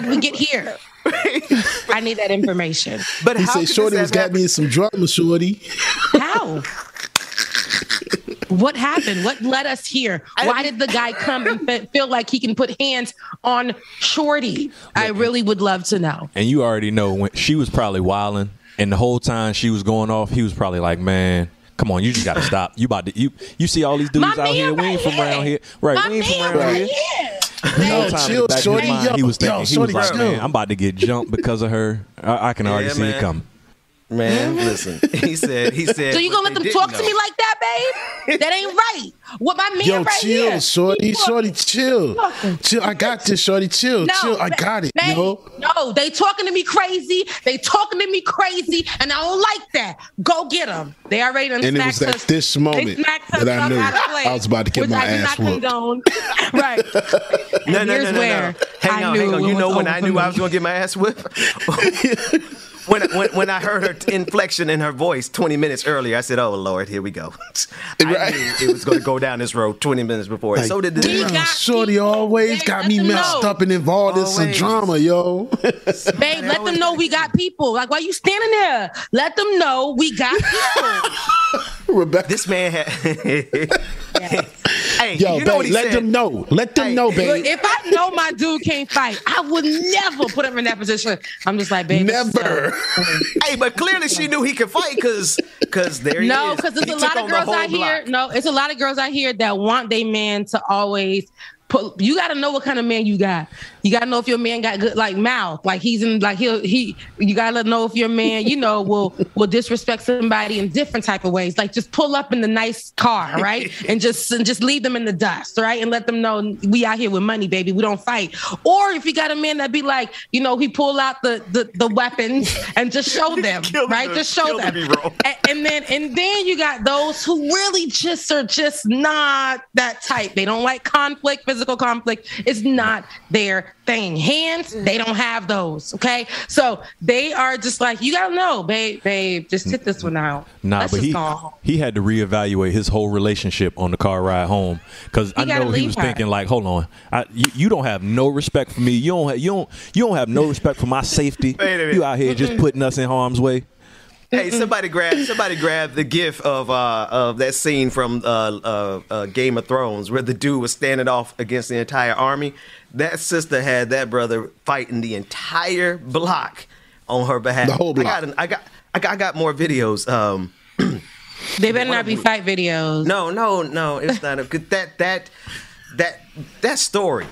I mean, honestly, it's got I think it's at 1 million views since last night. So the story itself is considered to be the best Twitter story ever. So that's that. I want to play a clip of former presidential candidate Andrew Yang as he is announcing a new party called the Forward Party. And the reason I want to play it is because he and I had a conversation on Twitter last night that I think is going to be interesting to the audience. Let's play the clip. Hey everyone, I know you heard about Andrew Yang and the Forward Party, and I'm here to tell you actually what it is. It's probably not what you've heard. What we're going to do is actually solve the problems that are literally driving us crazy. What am I talking about? Right now, we have this two-sided duopoly that's just clashing and clashing, and you may love one side more than the other, but you have to face facts that this system is not working. Unfortunately, the polarization is reaching record highs to a point where people can't be in the same room as family members. We're seeing literal violence erupt, and it's going to get worse, not better. We're getting more and more polarized, in large part because the incentives of our political system, our media, and social media all are driving us against each other and making us feel like other Americans are our mortal enemies. 22% of Americans used to cross party lines when it came to national elections. That's down to 7% today. People aren't really appealing to the middle as much because that's not how you're going to win. You're going to win by appealing to the base. This has become a country where partisanship is the most acceptable, most commonplace form of prejudice. My bad on that edit. The last thing he said was that partisanship is the most acceptable form of prejudice. So anyway, before we give commentary on that, he also said the following on Twitter. Dwayne, if you don't mind running the next clip. So he said this on Twitter about something he calls radical centrism. It's the clip in there. There it is. You're giving radical centrists like me a home. My response was, would love to discuss with you the implications. Okay, I totally did not do this right. Slow it down for me, Dwayne. This is what happens when you take a day off, David. Run it back. I gotta do it sometimes to prove some things. There's things that need to be proven from time to time. Oh, see what white Dwayne. Why everybody get a goddamn day off except us, bro? I know, right? You notice that shit stuff with me? I'm pretty sure that was my first day off. Dwayne had a day off. Dwayne had a day off. Was it last week? I had to take that. He had to take that. He had to take it. But you don't have to take it. They paid you to come. They didn't give me $1, so I stayed right in my bed, covered my body up, tucked myself in, rested very well. So even if I wasn't granted a day off that day, y'all wasn't gonna see me, so y'all were just gonna be stuck. It just won't gonna be no show. Y'all see this? Everybody, y'all see this in the chat? You would have had to went to the old take down the zero. Take down the hell I do got potty mouth. We would have had to went to the old format. Poo mouth bubble. Hell, I ain't got no damn day off. What the hell you think I'm gonna have? Clean mouth? No. But, okay, I digress though. So anyway, you can let me just put this out there. You can take whatever days you guys are designated off. Take them damn days off so y'all don't gotta be up here complaining. Okay, yeah. Nobody got time. But just take your day next time. I got you. It'll be DJ Dwayne, and we might get flagged a couple times, but yeah, we gonna have some music every day. Don't worry. You know, Dwayne would take over for you, Bubba. Dwayne would take over for me too. So we good. Yep, I enjoy when Rebecca not here. I get to shine on them days. Right. Dwayne had be able to come on camera, be able to talk with her, everything. It's like Rebecca is like the principal, and she come in cracking the board. Y'all remember the paddles? Did y'all ever get paddles in school? No, just me. I'm old. Never mind. Damn. Yeah, we didn't get at the babysitter. They used to beat us, but yes, corporal punishment was a real thing. Yeah, I used to get paddled in elementary school in Alabama. They had these little wooden paddles. If you messed up or did Alabama, anything, it sounds about black. Sounds about systemic. Sounds about country as hell. Yeah, it was no child abuse. Let's call it what it was. They were beating our ass in school, and the parents was okay with it. They called my mom and daddy after if it was your parents were okay with it, is it still child abuse? I'm just kidding. It's still child abuse because even I don't. Shout out to my mama, my daddy. They was whooping our behinds every single day. It was with every object in the house, but shout out to mama and extension cords, house shoes, sandals. Ben, bring your mother sucking self back on this damn screen, Ben. You think you slick? You had to call him out. Why? Because Ben, are you beating your kids? Rebecca. Okay, let's get back on track. Rebecca, your story's next. Before the swear jar is full and wait a minute. Damn white man, because he know it was true. Nobody got a job. They get uncomfortable because those white kids wasn't getting beat like that. Okay, so they get kind of uncomfortable. That's why they the way they is now, because they didn't get their ass whooped. David is just trying to protect. David is just trying to protect everybody. And make sure we all get. Y'all are gonna have a permanent day off. Oh man. Don't say that. Right, David? Don't say that. Don't put that in the universe. Oh man. Child, what you mean, man? What you mean? We are independent. Oh man. Thank y'all. My God, today. Would it be too much if we played those sisters singing on the? Would that be too much? Can we play that again? Oh, on the stairs? Because I just have no. Because black laughter is beautiful to be honest. Oh my God. It really is awesome. It's a lot going on.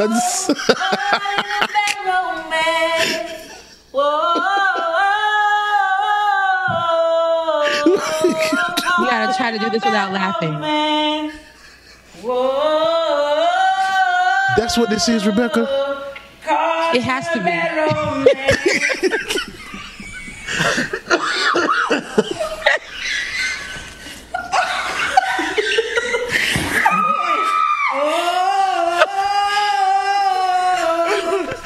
We about to do this. Y'all know that, right?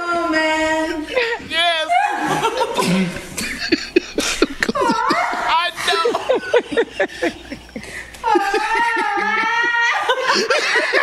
I gotta change clothes, man. We gotta go to break. I gotta change this blazer. Oh, Jesus. You see how, they're just laughing and it's making you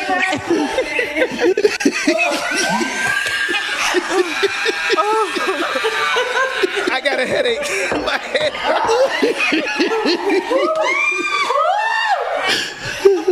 But why black folks gotta stomp the ground? They gotta cry. They gotta hit somebody's shoulder next to them. They gotta use their shoulders to prevent them from laughing. Either that, why they gotta scream? They thigh up. They thigh up.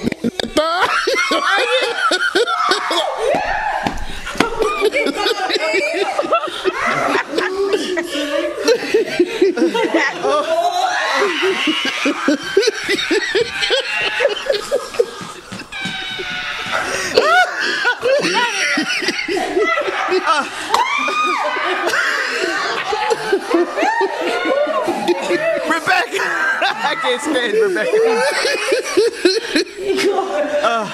Okay. This is the thing, y'all.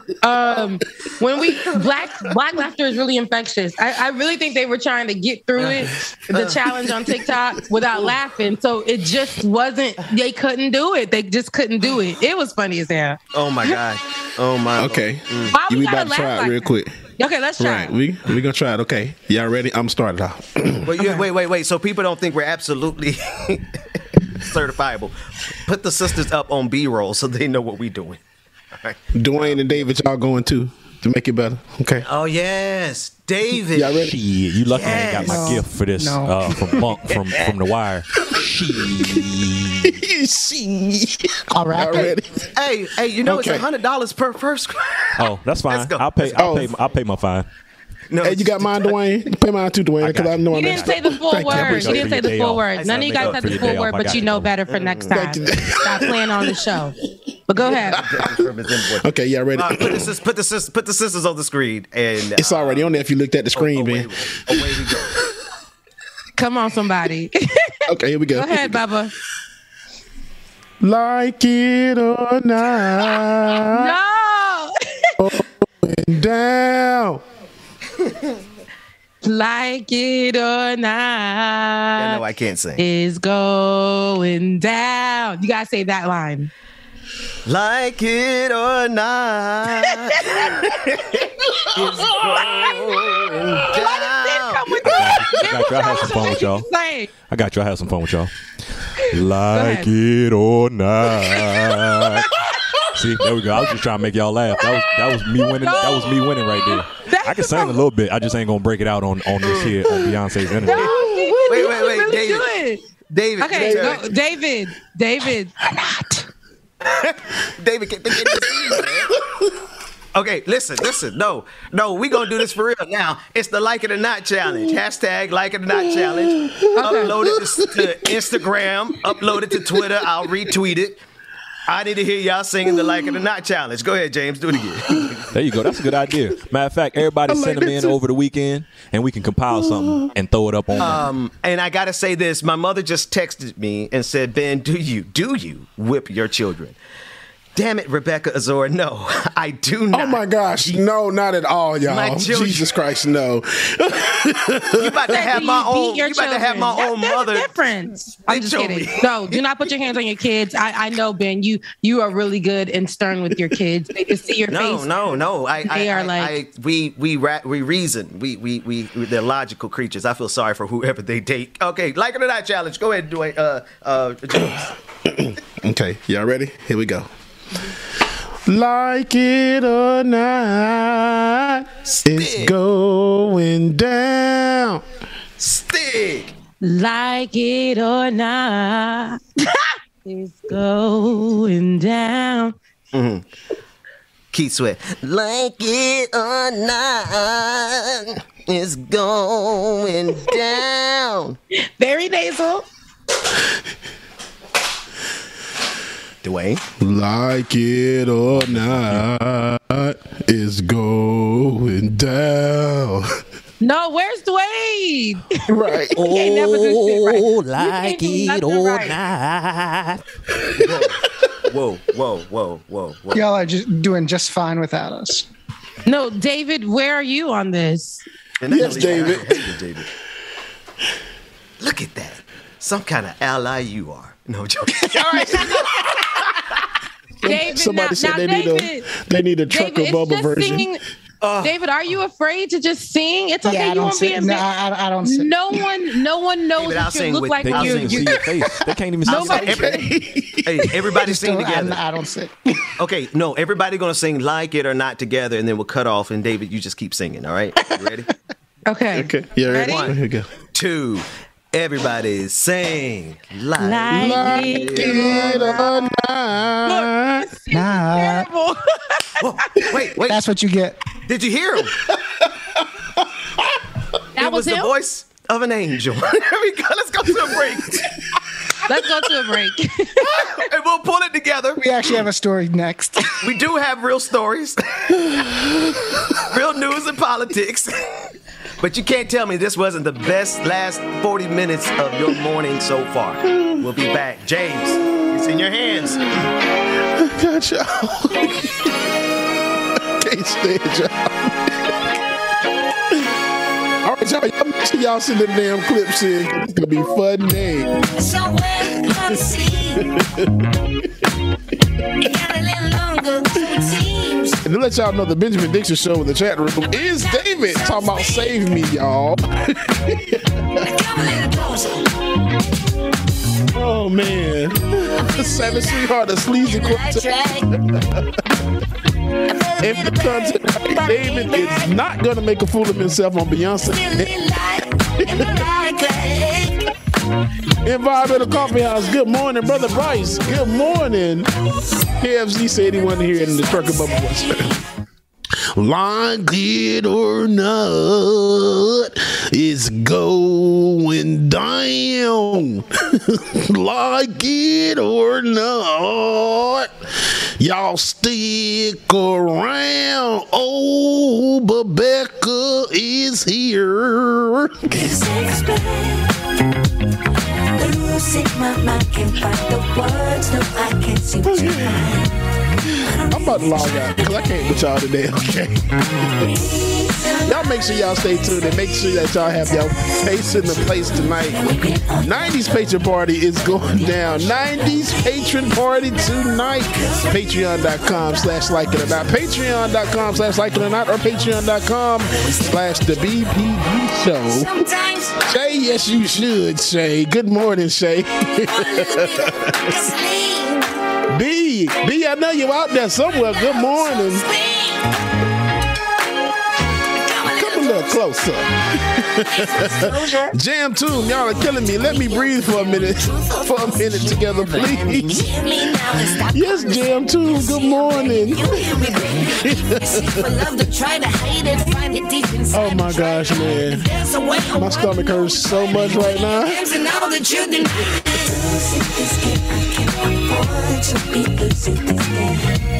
And I know it's losing my mind, can't find the words. No, I can't seem to find. Miss Newbert, good morning. That's okay, Miss Newbert. I'm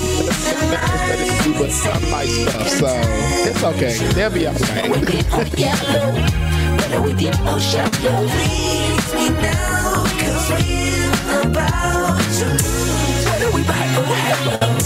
Okay, that's it.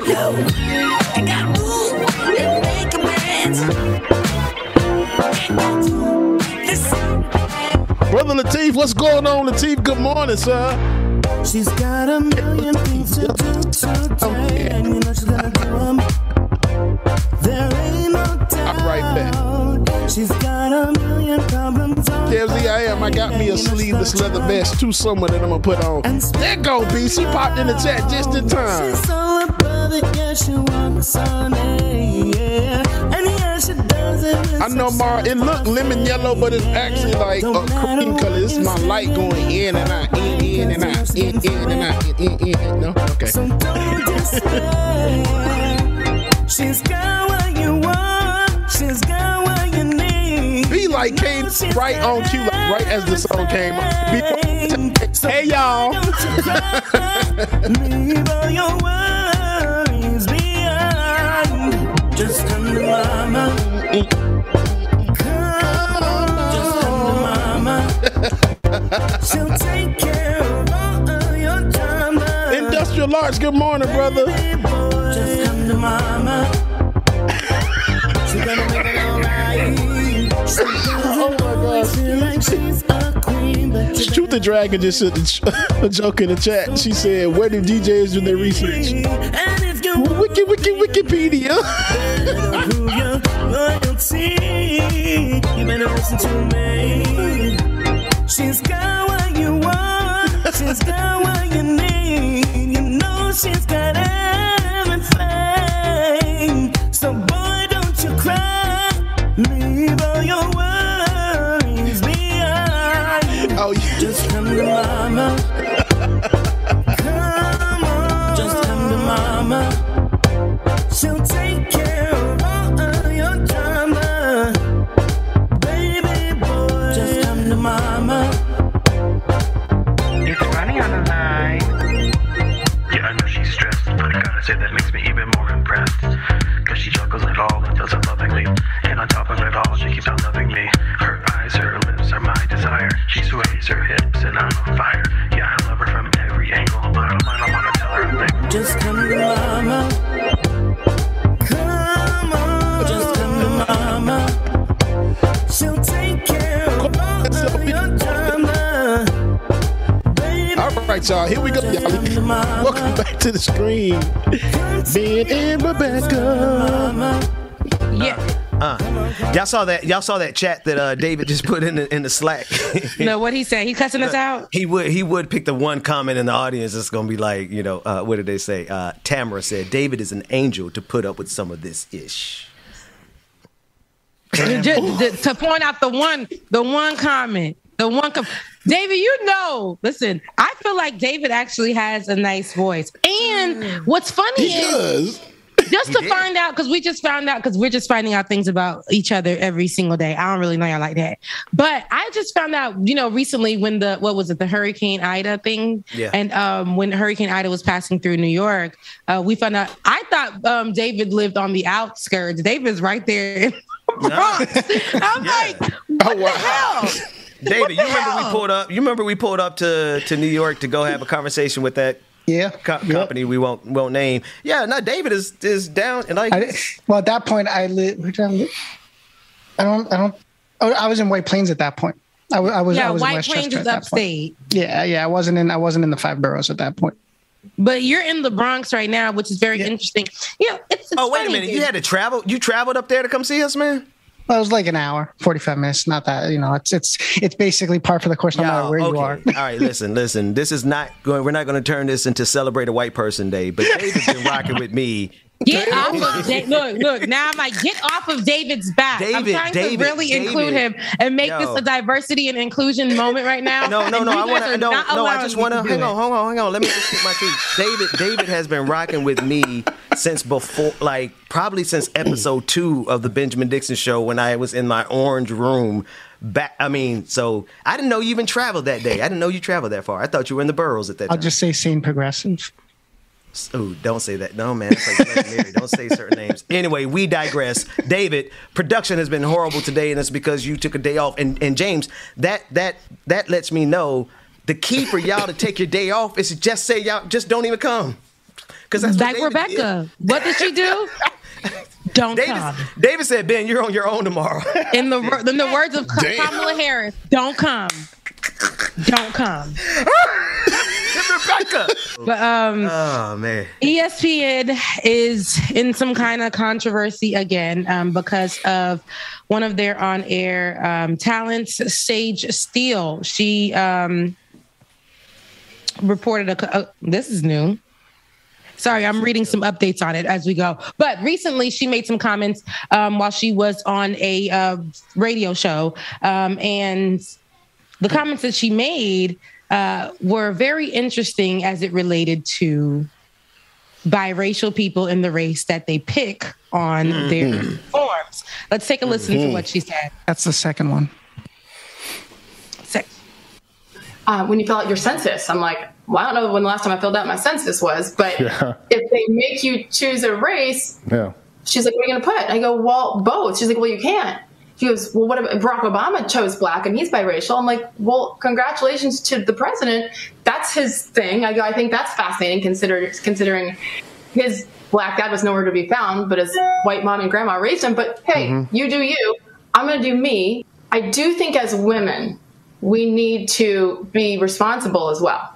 It isn't just on players and athletes and coaches to act a certain way. Yeah. So when you dress like that, I'm not saying you deserve the gross comments, but you know what you're doing when you're putting that outfit on too. Yeah. Like, women are smart. So don't play coy and put it all on the guys. And again, I'm not saying anybody deserves anything. Yes. But we need to be responsible as women too, because we know what we're doing.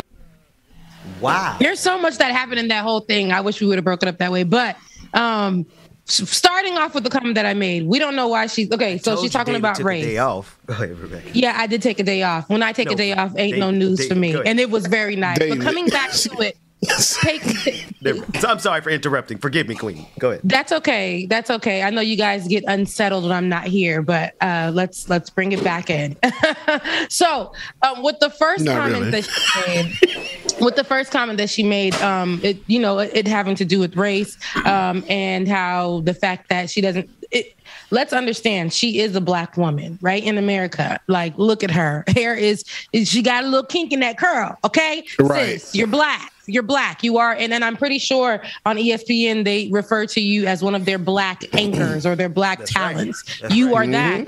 So for you to say, and I know that you're biracial, but America literally views you as a black woman, and whether you like it or not, and for you to say, we do have choice, right? We do have choice, so they say on paper, to pick who we want to be, right? If you're biracial, but girl, America views you as a black woman. Now, for you to say, why did Obama? Because they threw out Obama because he's one of the a well-known biracial people, and the fact that he chose black. The host of the show threw out Obama's name, and she was like, I don't even know why he chose black on a card, because his daddy ain't even around. Now that to me, first of all, talking to a white person about black business, and that ain't even true black business. Remember, we were saying this yesterday, when people really throw this information out there to this kind of audience, what does this audience do? They really already perceive us in that way. So this is just kind of like making them be like, it came from a black person, it came from a black source, so it is believable because they heard that black families ain't got no black daddies. We can clearly see it in one of the well-known biracial people that go by as black. He ain't even got no black daddy. He was raised by a white woman, so he should be going by that, which is BS. Like the fact that I don't like that. I don't like that the ESPN person talking about politics or whatever is drug into this, and in this conversation is representation for black folks. Secondly, she's talking about women and what they wear and how it's not always on the players or the whatever. I think that conversation was going into rape, if I'm not mistaken, or sexual assault. Yeah. And I don't like the fact that she is a representation here. And like I told you, the audience that is listening to this is going to literally look at it and say, it came from a black woman. And so this is something that's going to be believable. You do not speak for all women, sis. Okay. So what we can tell you, girl, you got them shoulders out. So you knew better than to be in your bedroom on camera, sis. What are you selling? What are you selling? Like that's what it sounds like. Like, that's what it literally sounds like. So for me and then her with the Band-Aid on the arm, it looks like to show us that she's been vaccinated. Yet the longtime sports network personality also contracted COVID-19. And this is from ESPN. Sources told the Business Journal, listen, they said that her not appearing on air goes beyond her diagnosis, though. The Business Journal wrote, both ESPN and Steele thought it was appropriate for her to take some time off. Of course, this is going to be paid, but it was her comments. Now, here is my issue with that. Every time we see some people speak up on the network of ESPN, right?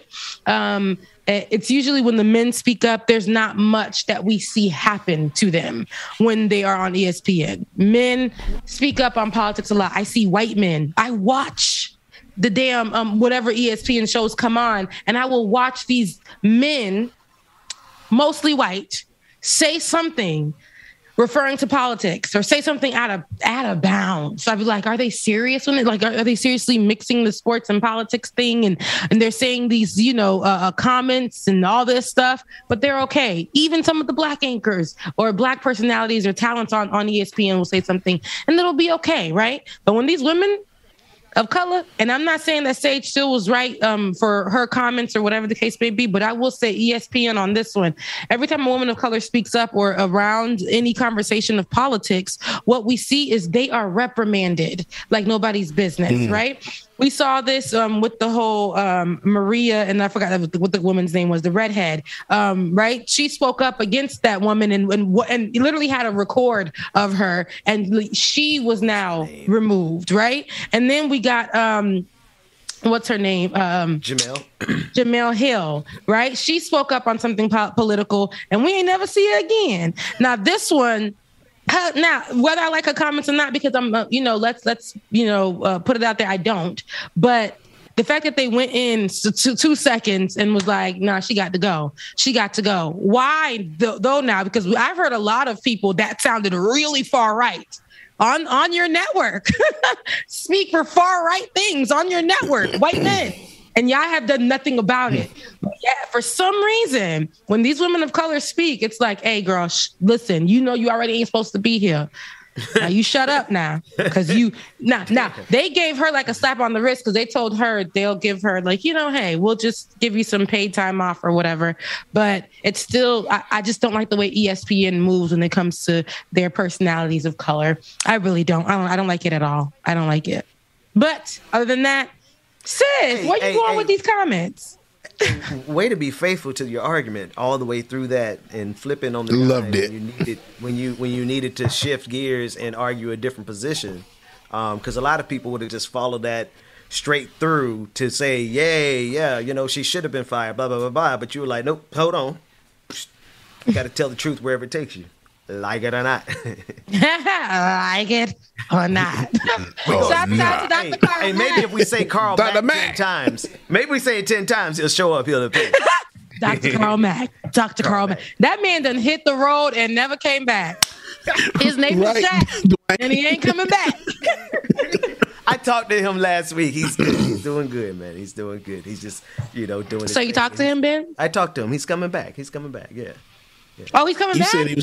You said he was coming back this week, man. He ain't here. That's what parents tell the kids. Look, that's what parents tell their kids when their daddy done went out to the store for cigarettes. Rebecca! And there you go.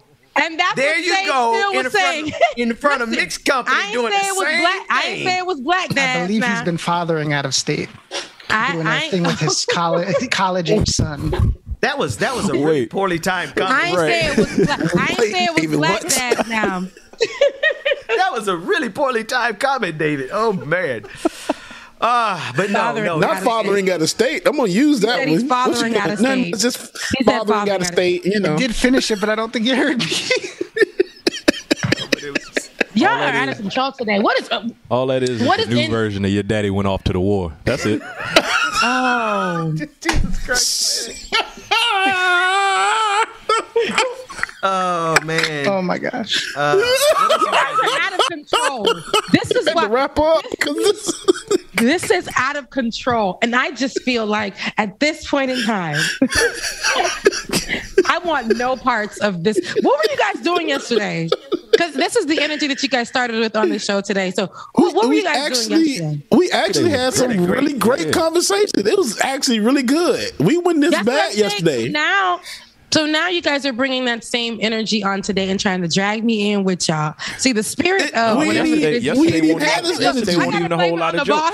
I got to blame it on the bald-headed brothers. Listen, I just want no parts. Nah, yesterday, hold on, I ain't gonna let you misrepresent us like that, because yesterday wasn't a whole lot of jokes. It was a lot of serious topics. The bald black men held it down yesterday.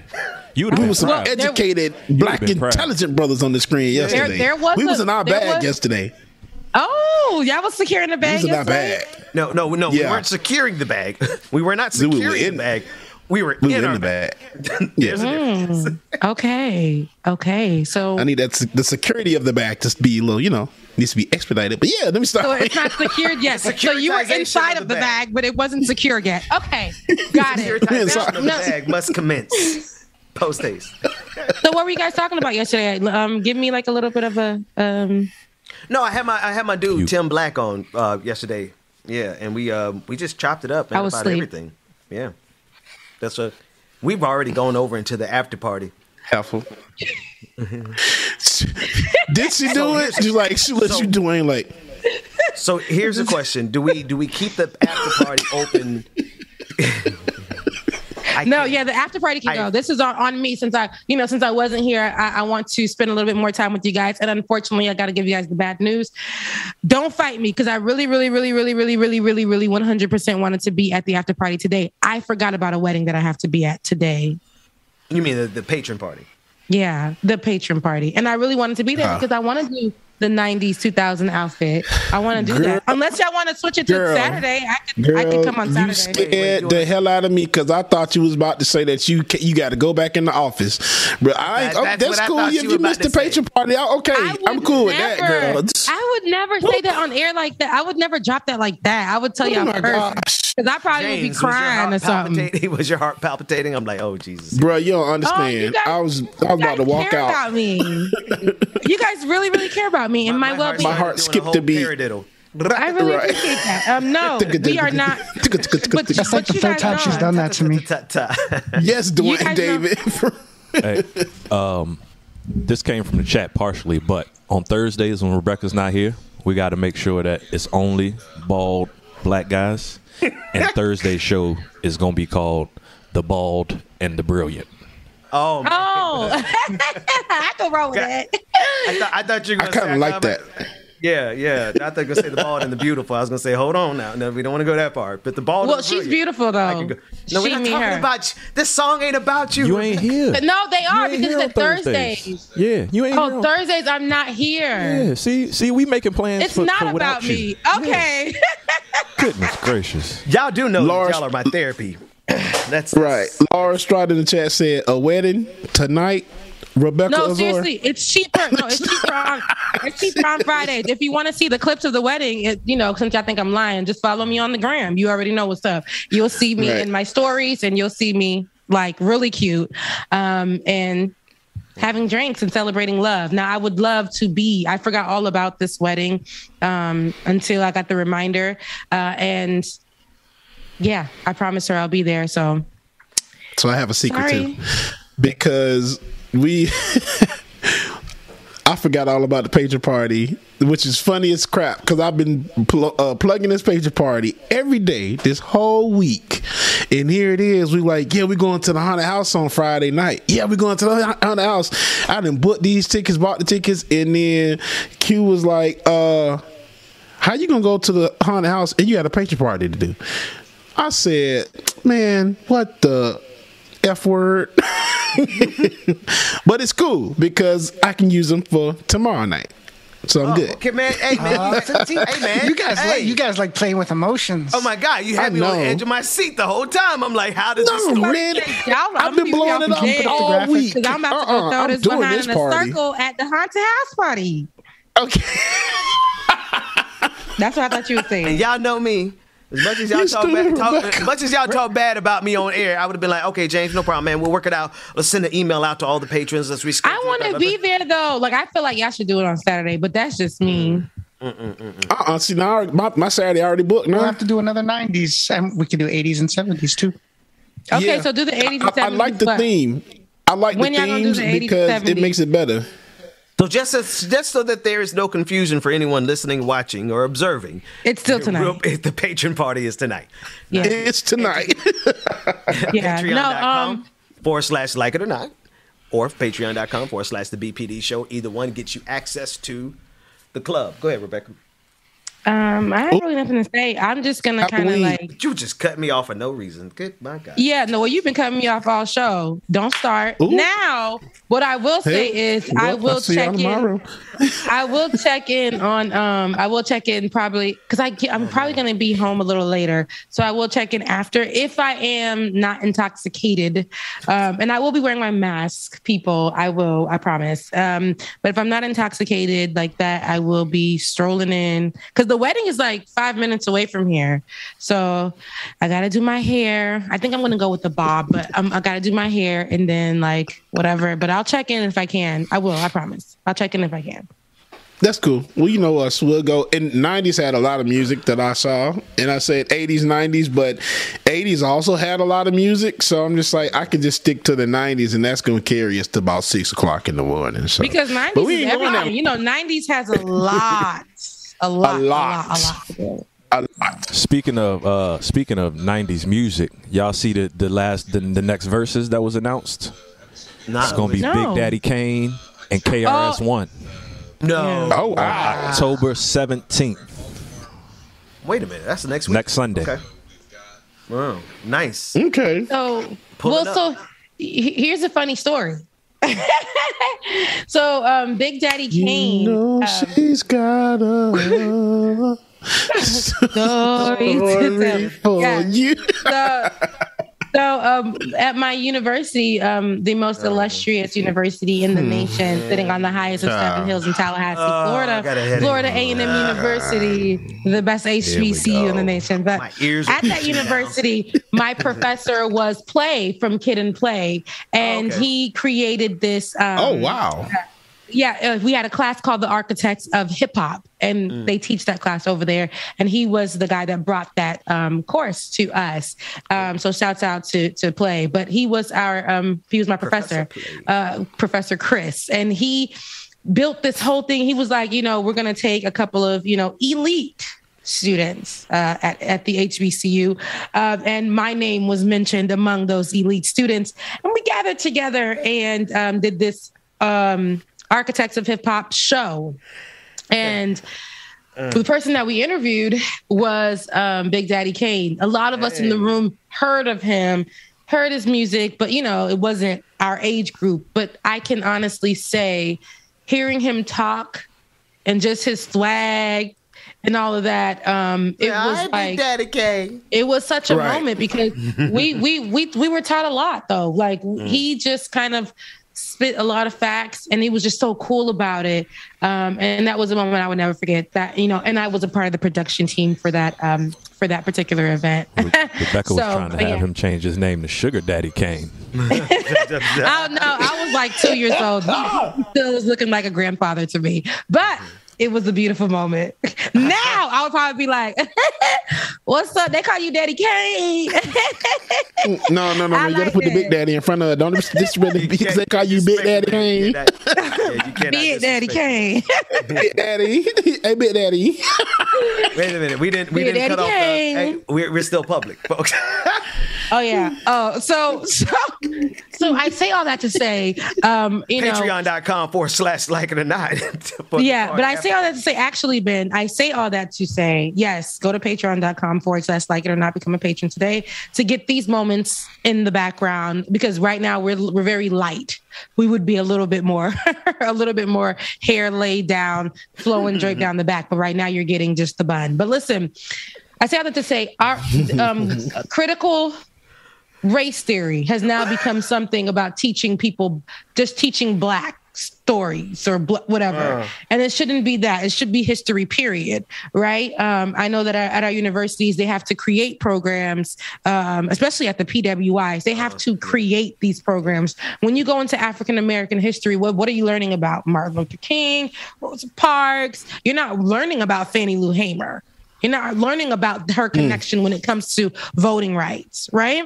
And now the conversation online is taking critical race theory to some kind of end of like, oh, Black history. Well, Black history is history. And we have to understand history in America literally was built off the backs of Black slaves, indigenous peoples who this is their land. And, listen, like, do not play with the history that isn't yours. Like, we learned so much about American history, which isn't even the years of American history. When I say American history, I'm talking about what was created for us to learn, that white history right there. I mean, there's so much more when it comes to indigenous people's stories. Why don't we hear about those? Why don't we hear about, more of what the Black people did for us other than marching? But you know why they choose marching? Because they can take some of Martin Luther King's words, right? Pull those and say, well, he said the Black and the white people joined together. And now we have come where the Black and the white people have held hands. No. But what did he say after that and before that? Because that's what y'all like to do. I take that little strip. You know how y'all do in the Bible, these evangelicals, they like to take that little strip right there and make you go by that, and made a lot of slaves believe that they should have been enslaved because they deserve. They took that one little part in the Bible and took all the other parts about rebellion and standing up to evil and all of that out of the Bible, so that slaves wouldn't be privy on that. You see, this is what they're trying to do to us in America. I love that I went to my HBCU. I love that you guys went to your HBCU. I hate the fact that the people that we have in office today are secretly or right before our eyes, and we don't even know because we so focused on COVID-19 conversations. They taking, how much is it? I think it was 30 million away from HBCUs when they said they were going to put that money, 30 billion away from HBCUs. I'm talking about Joe Biden's administration today, when they sat there and walked and pushed and campaigned off of saying we're going to put more money into HBCUs, right? They pledged to put, I think it was $6 billion back into HBCUs, $4 billion back into HBCUs. And things have been done, but right before our eyes, before we couldn't even, it's just like they literally came like a thief in the night and took away $30 billion away from HBCUs. That hurts. our schools. It does. It really does. And to say they have Kamala Harris right there sitting at the right hand of Joe Biden. And where is she from? In the HBCU. And what was she doing when she campaigned? She was wearing them pearls and them chucks. She was wearing them pearls and them chucks. Why? Because she came from a sorority, a black sorority, right? She came from the Divine Nine. She represented all of that blackness. But we don't see her at all when it comes to black issues. We don't hear from her at all. Remember she said America isn't really racist? Remember she said that? And this is our black female vice president. Remember that? Now she's a part of the crew that took away from her alma mater, Howard, right? They took away from our HBCUs, and now we sit here looking crazy. It's very important for us to continue to push black education. Black education is very important. Black schools are very important. And so, Rebecca, it was actually, I said 30 billion, but it was actually more. And this is from Newsweek that was reporting based on the Associated Press. HBCUs, historically black colleges and universities that were looking forward to 45 billion in funding, may be faced with just 2 billion under the Biden administration's multi-trillion-dollar spending plan as a result of Democratic infighting. And this is according to the Associated Press. That infighting is representative of the bipartisanship that Kyrsten Sinema and Joe Manchin are trying to push so hard.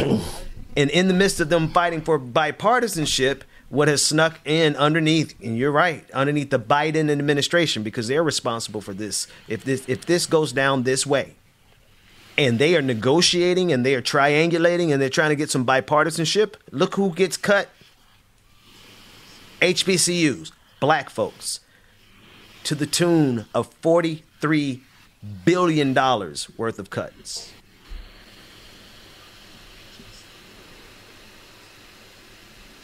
That's terrible.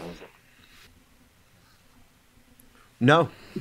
Just for everybody to just really contemplate on out of everything that we've talked about today. At the end of the day, the people who got this thing, who won the White House, who won the Senate, we get stuck holding the bag. Yep, and somebody said it best. Sadly, the one good thing that Trump did, Dems want to cut that funding to HBCUs. And that's the truth. You can already tell, because remember the rhetoric that was being said when Biden was campaigning and everything was, we'll give you money to go to school. We're going to get rid of those student loans so you'll be able to go to school free. All of that changed when he got in office. You realize that, right? No, we're not going to eliminate your student loan debt. And now we're going to cut your funding to the schools that you went to. We did it, Joe. Joe, we did it, Joe. We did it, Joe. Yeah, y'all did it, all right. Y'all lied to our mother's freaking asses. That's what y'all did. Look at. Here's the thing, man. And Rebecca, you called it in like 0.2 seconds, like 6 months ago. I forgot what episode it was, but when bipartisanship get bipartisanshiping, who get cut out?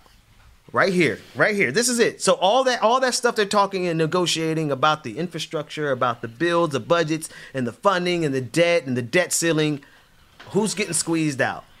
Black folks. We got any more funny clips? Maybe.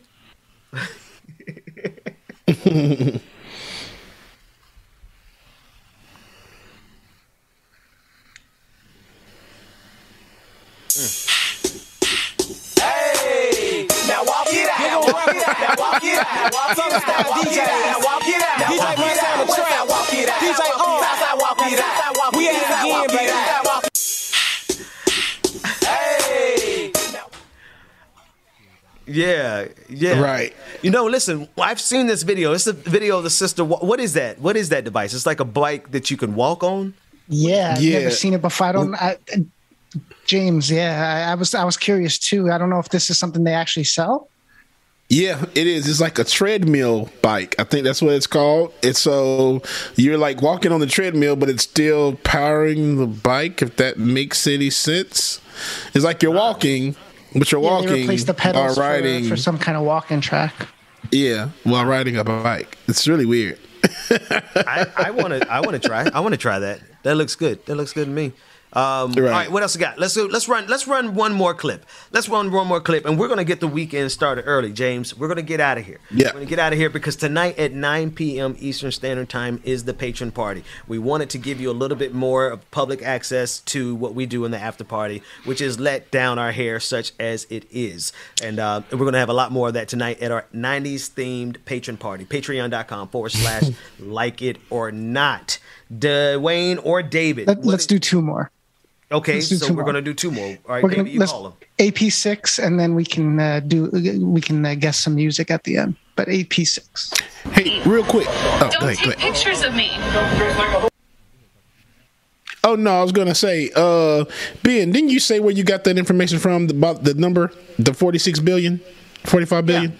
Newsweek. It's in Newsweek right now, but it's also reported by the Associated Press. What do you got? All right, Armand Williams, because he said that $43 billion is completely off target. The number is closer to $2.5 billion. No, I just want you to know that we always make sure that we do fact checks before we put any information out there. So I don't want you to. The thing is, because you said it was misinformation. No, it's not, because I don't want to get the channel flag. So no misinformation right there, sir. $45 billion is what is being reported by the Associated Press and also by Newsweek. Now, listen. Yeah, there it is. Play the video. Yeah.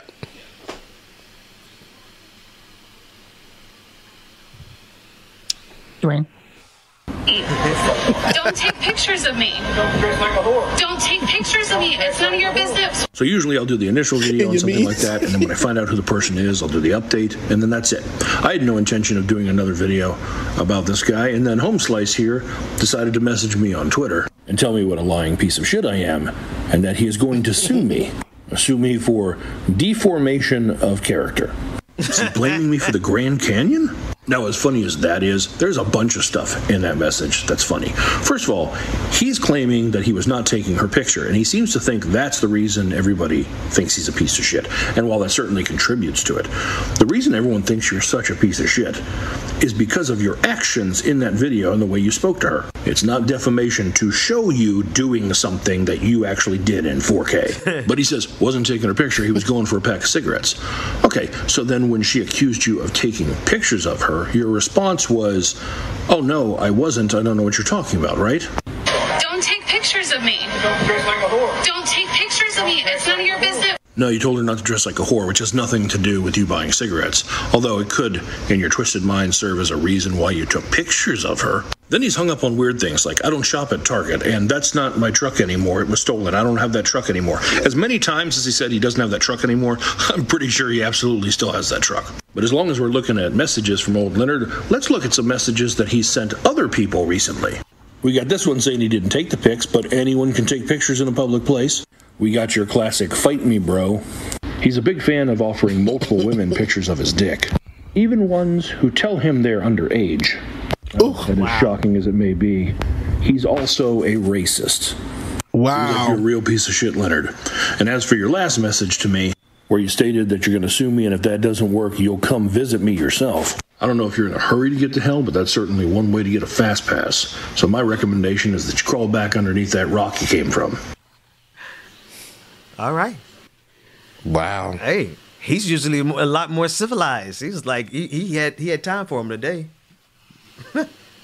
I missed that whole thing. What was he talking about? What did I miss? At the whole ER at the end of that.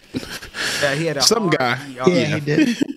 A hard ER. All right, David. What's the last one? All right, the final one is some joy.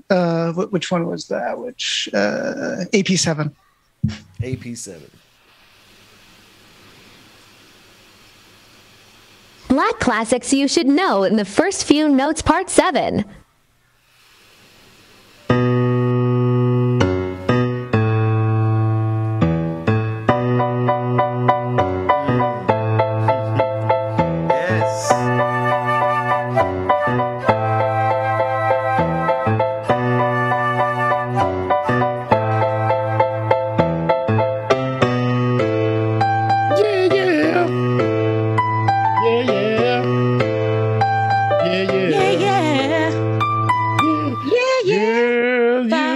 you better watch out. Watch out.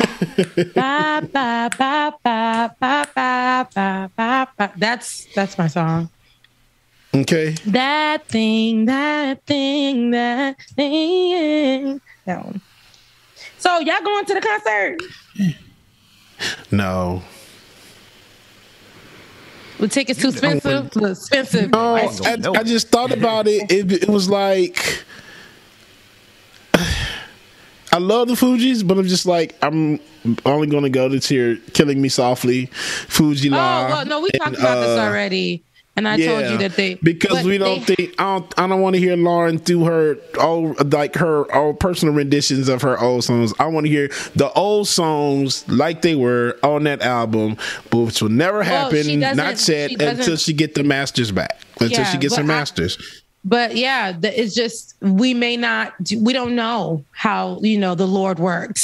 So every day isn't promised. So if you get an opportunity to see them in that sense, you should take it, because these people in this world, there are things, there are diseases, there are all of that coming all around. And I don't put that on you or them, but I'm saying if you got a time to see a legend, see a legend.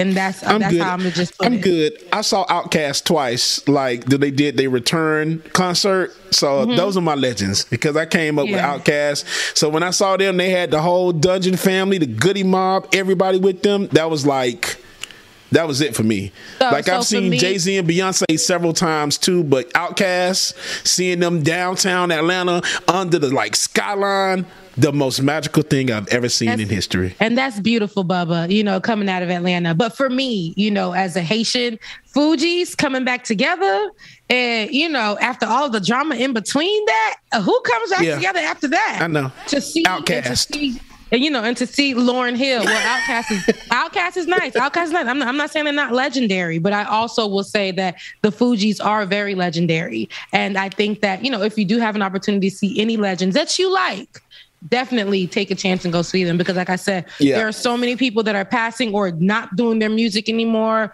or whatever, and we will never get an opportunity to see them do their thing, play their craft, do their music. So I definitely would love to go, if I get the opportunity on somebody else's time, to go and see the Fugees. There's an African angel in the building. He's an African angel. I don't know if it's in this building, but we will see. We'll see. Somebody just moved up in building so bad, Rebecca. Somebody moved in building too. It's nothing but Caucasian angels out there in the mountains where Rebecca at. Because she shows the Caucasus Mountains. Somebody just moved in building too. I ain't gonna lie. And they be peeking out the window. I'm trying to see what they be by. I'm like, what's up? Is that a black person? Okay. Hey. I can't tell though, but we'll see. We'll see. Taking over. You better step out there on that balcony one day in your robe on with your tea, singing Ari Lennox. Oh, listen! I be on here literally sunbathing, laying out in the sun on my balcony. So whatever the people see, with the real live thirst traps. Look at her. Okay, with the hair out, with the long hair in, just flowing down, looking like, damn girl, you just came from the beach. Ain't no beach up here. You in the mountains. I literally do that. I sunbathe right there, and they be like, they just be looking like. I'm like, I can see these people looking at me. It is what it is. It is what it is. That's an easy way to get you one of them old white sponsors that's out there with you. You gonna have all your bills paid. Keep playing I'm about to fall out the chair. Keep playing. I'm about to be on. Rebecca Zora, brought to you in part by some. Yeah, brought to you in part by Mark from 215. Mark from 215. I swear, there's a guy. We went to Kroger together. Yeah. Came back at the same time. I'm walking up my building, and I just came from working out too, so I have my workout clothes on. He gonna say, "Wow, just seen you at Kroger," and I'm like. First of all, then we walked up and on the same floor, I felt very uncomfortable. So when I went out to get my bags, I saw him standing near my car, ready to get my bags for me. Sir, you will not put my bags down. I'm going up with all 10 of these bags on my arms, and I will be watching how you coming upstairs with me. It was so awkward. It was so crazy. But he was like, yeah, I seen you at Kroger. Okay. Have y'all seen that video? I know you're joking, being lightheaded, but y'all seen the video of that sister who was running into her apartment as fast? Yes, and that was super scary. Yeah, that's scary as hell, dude. So she ran into her apartment, and I guess she was being chased. And thank God the camera was working in her building. The camera caught that she was running into her building, and then the guy swiftly comes in, and she already pushed the door. He tried to push it, but she pushed it and already had it locked. So that is a very, very, very scary instance that I'm going to tell you right now. A lot of females go through, a lot of women go through. I used to walk through Brooklyn by myself and like have to fake like I'm listening to music on them streets to get to my block, because I would see guys waiting literally to like pull somebody, and I would have to like have, weapons in my pockets while I'm walking, but fake listen to music, because I had to literally look at my surroundings, make sure I went through the same block every single time I walked. I couldn't cross through another block to make sure that I was safe going home. You guys, being in my parking lot, even though I have all the buildings have police officers designated for them, right? But even me going outside at a certain time at night, it is super scary. I look back at myself to see if the gate closed. I'd be looking around. It's like, it is scary to be a woman and living alone, child. It is very, very scary. Meanwhile, I'm thirst trapping on the balcony, but it's very scary. It's very scary. Don't worry.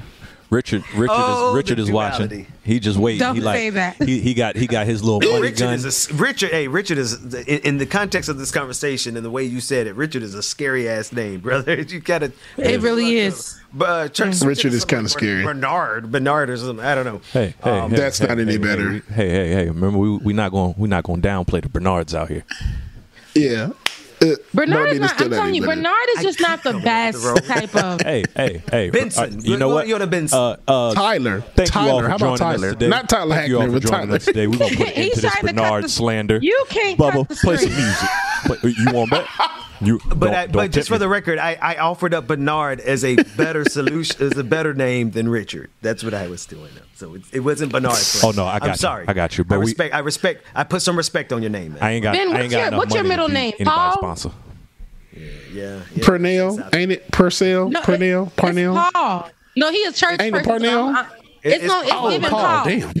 Yeah. It's Paul. Oh, I was about to say Purnell. Seems like it's something simple like Paul. Dang, Paul is a strong name. Paul is Benjamin a strong P. name. Dixon. When you say P, the P in Dixon is the Benjamin P. Dixon. And think like you said, Benjamin Praline Dixon, Benjamin Paul, Premier Dixon. No, it's Paul. Because as we know, Ben came from the church, So when the story of Saul turning into Paul, or it could be vice versa, I don't know. But there's strength in the change there. So Ben is the changed version, and he is Paul, Benjamin Paul. I've changed. I would say I've changed. They said there's a lot that goes into a name. They said that there's a lot that goes into a name. My name is just Rebecca, but who's Percy? I thought it was Percy too. Percy or Parnell, like dead ass. I'm dead ass serious. I thought it was Percy or Parnell. That's my daddy. Peter. Percival. Peter. Percy's my daddy name. Oh, your dad's name is Percival? No, my dad's name is Percy. Oh. I said Percival. Percy? That's what I said too. Right? Dang, imagine a baby running around and be like, Percy. Everybody had old names. But you know what your nickname was? My mom's name is Bertha. And I'm like, I can't imagine the kid being Bertha. Now, Bertha, sit down. My grandmother's name was Ethel. Ethel. I was just about to say, my sister's middle name is Ethel. My great grandmothers were Ethel and Nora, and I can't imagine that at all. Yep, I got Nora. You can slide with Nora because the kids. Slide with Nora. Dora. I got Aunt Edna. You just set, man. When you give little babies old people names, you just setting them up to get clowned in school. Yeah, for real. But it's better when you can say like I feel like when you say it with an accent, it comes prettier. Like it's nice. Like what, a country accent, like Edna. No, like a Haitian accent. Okay. More better. Oh. Like Belta. Belta. It has like a roll there, right? That's Bertha. Rebecca. That's beautiful. That's Rebecca, right? So but these regular old black strong used to be, it's some crop sharers kind of day. It kind of gets damn it. Sound like they had strong feet. Wait, you say Dwayne? I said them names that make you think they sound like they got strong feet. Right. Tonight, 9 o'clock Eastern Standard Time. Where's that party? The madness continues. Patreon.com/liking the night. DJ Exclusive, get us out of here, man. Bye, guys. All right, y'all. Love y'all, mean it. All right, y'all. We will see y'all tonight. 9 o'clock it going down. The discussions at 9. We're going to get into the music at 9:30. You don't want to miss it. Patreon.com/liking the night. Patreon.com/the BPD. So make sure that you are in the building tonight, y'all. We'll see you then.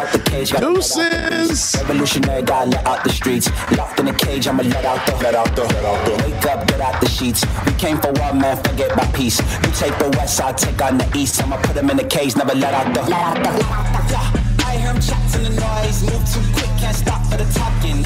I hear him chat with the boys. Man so tough, but mans keep walking. Yeah, just too sharp with the prize. White girls, let her tell me I'm awesome. Yeah, hot like fire on the pan. If you wanna touch me, please use caution. Beg, please get on your knees. Came from the jungle, up in the trees. I got a few tricks.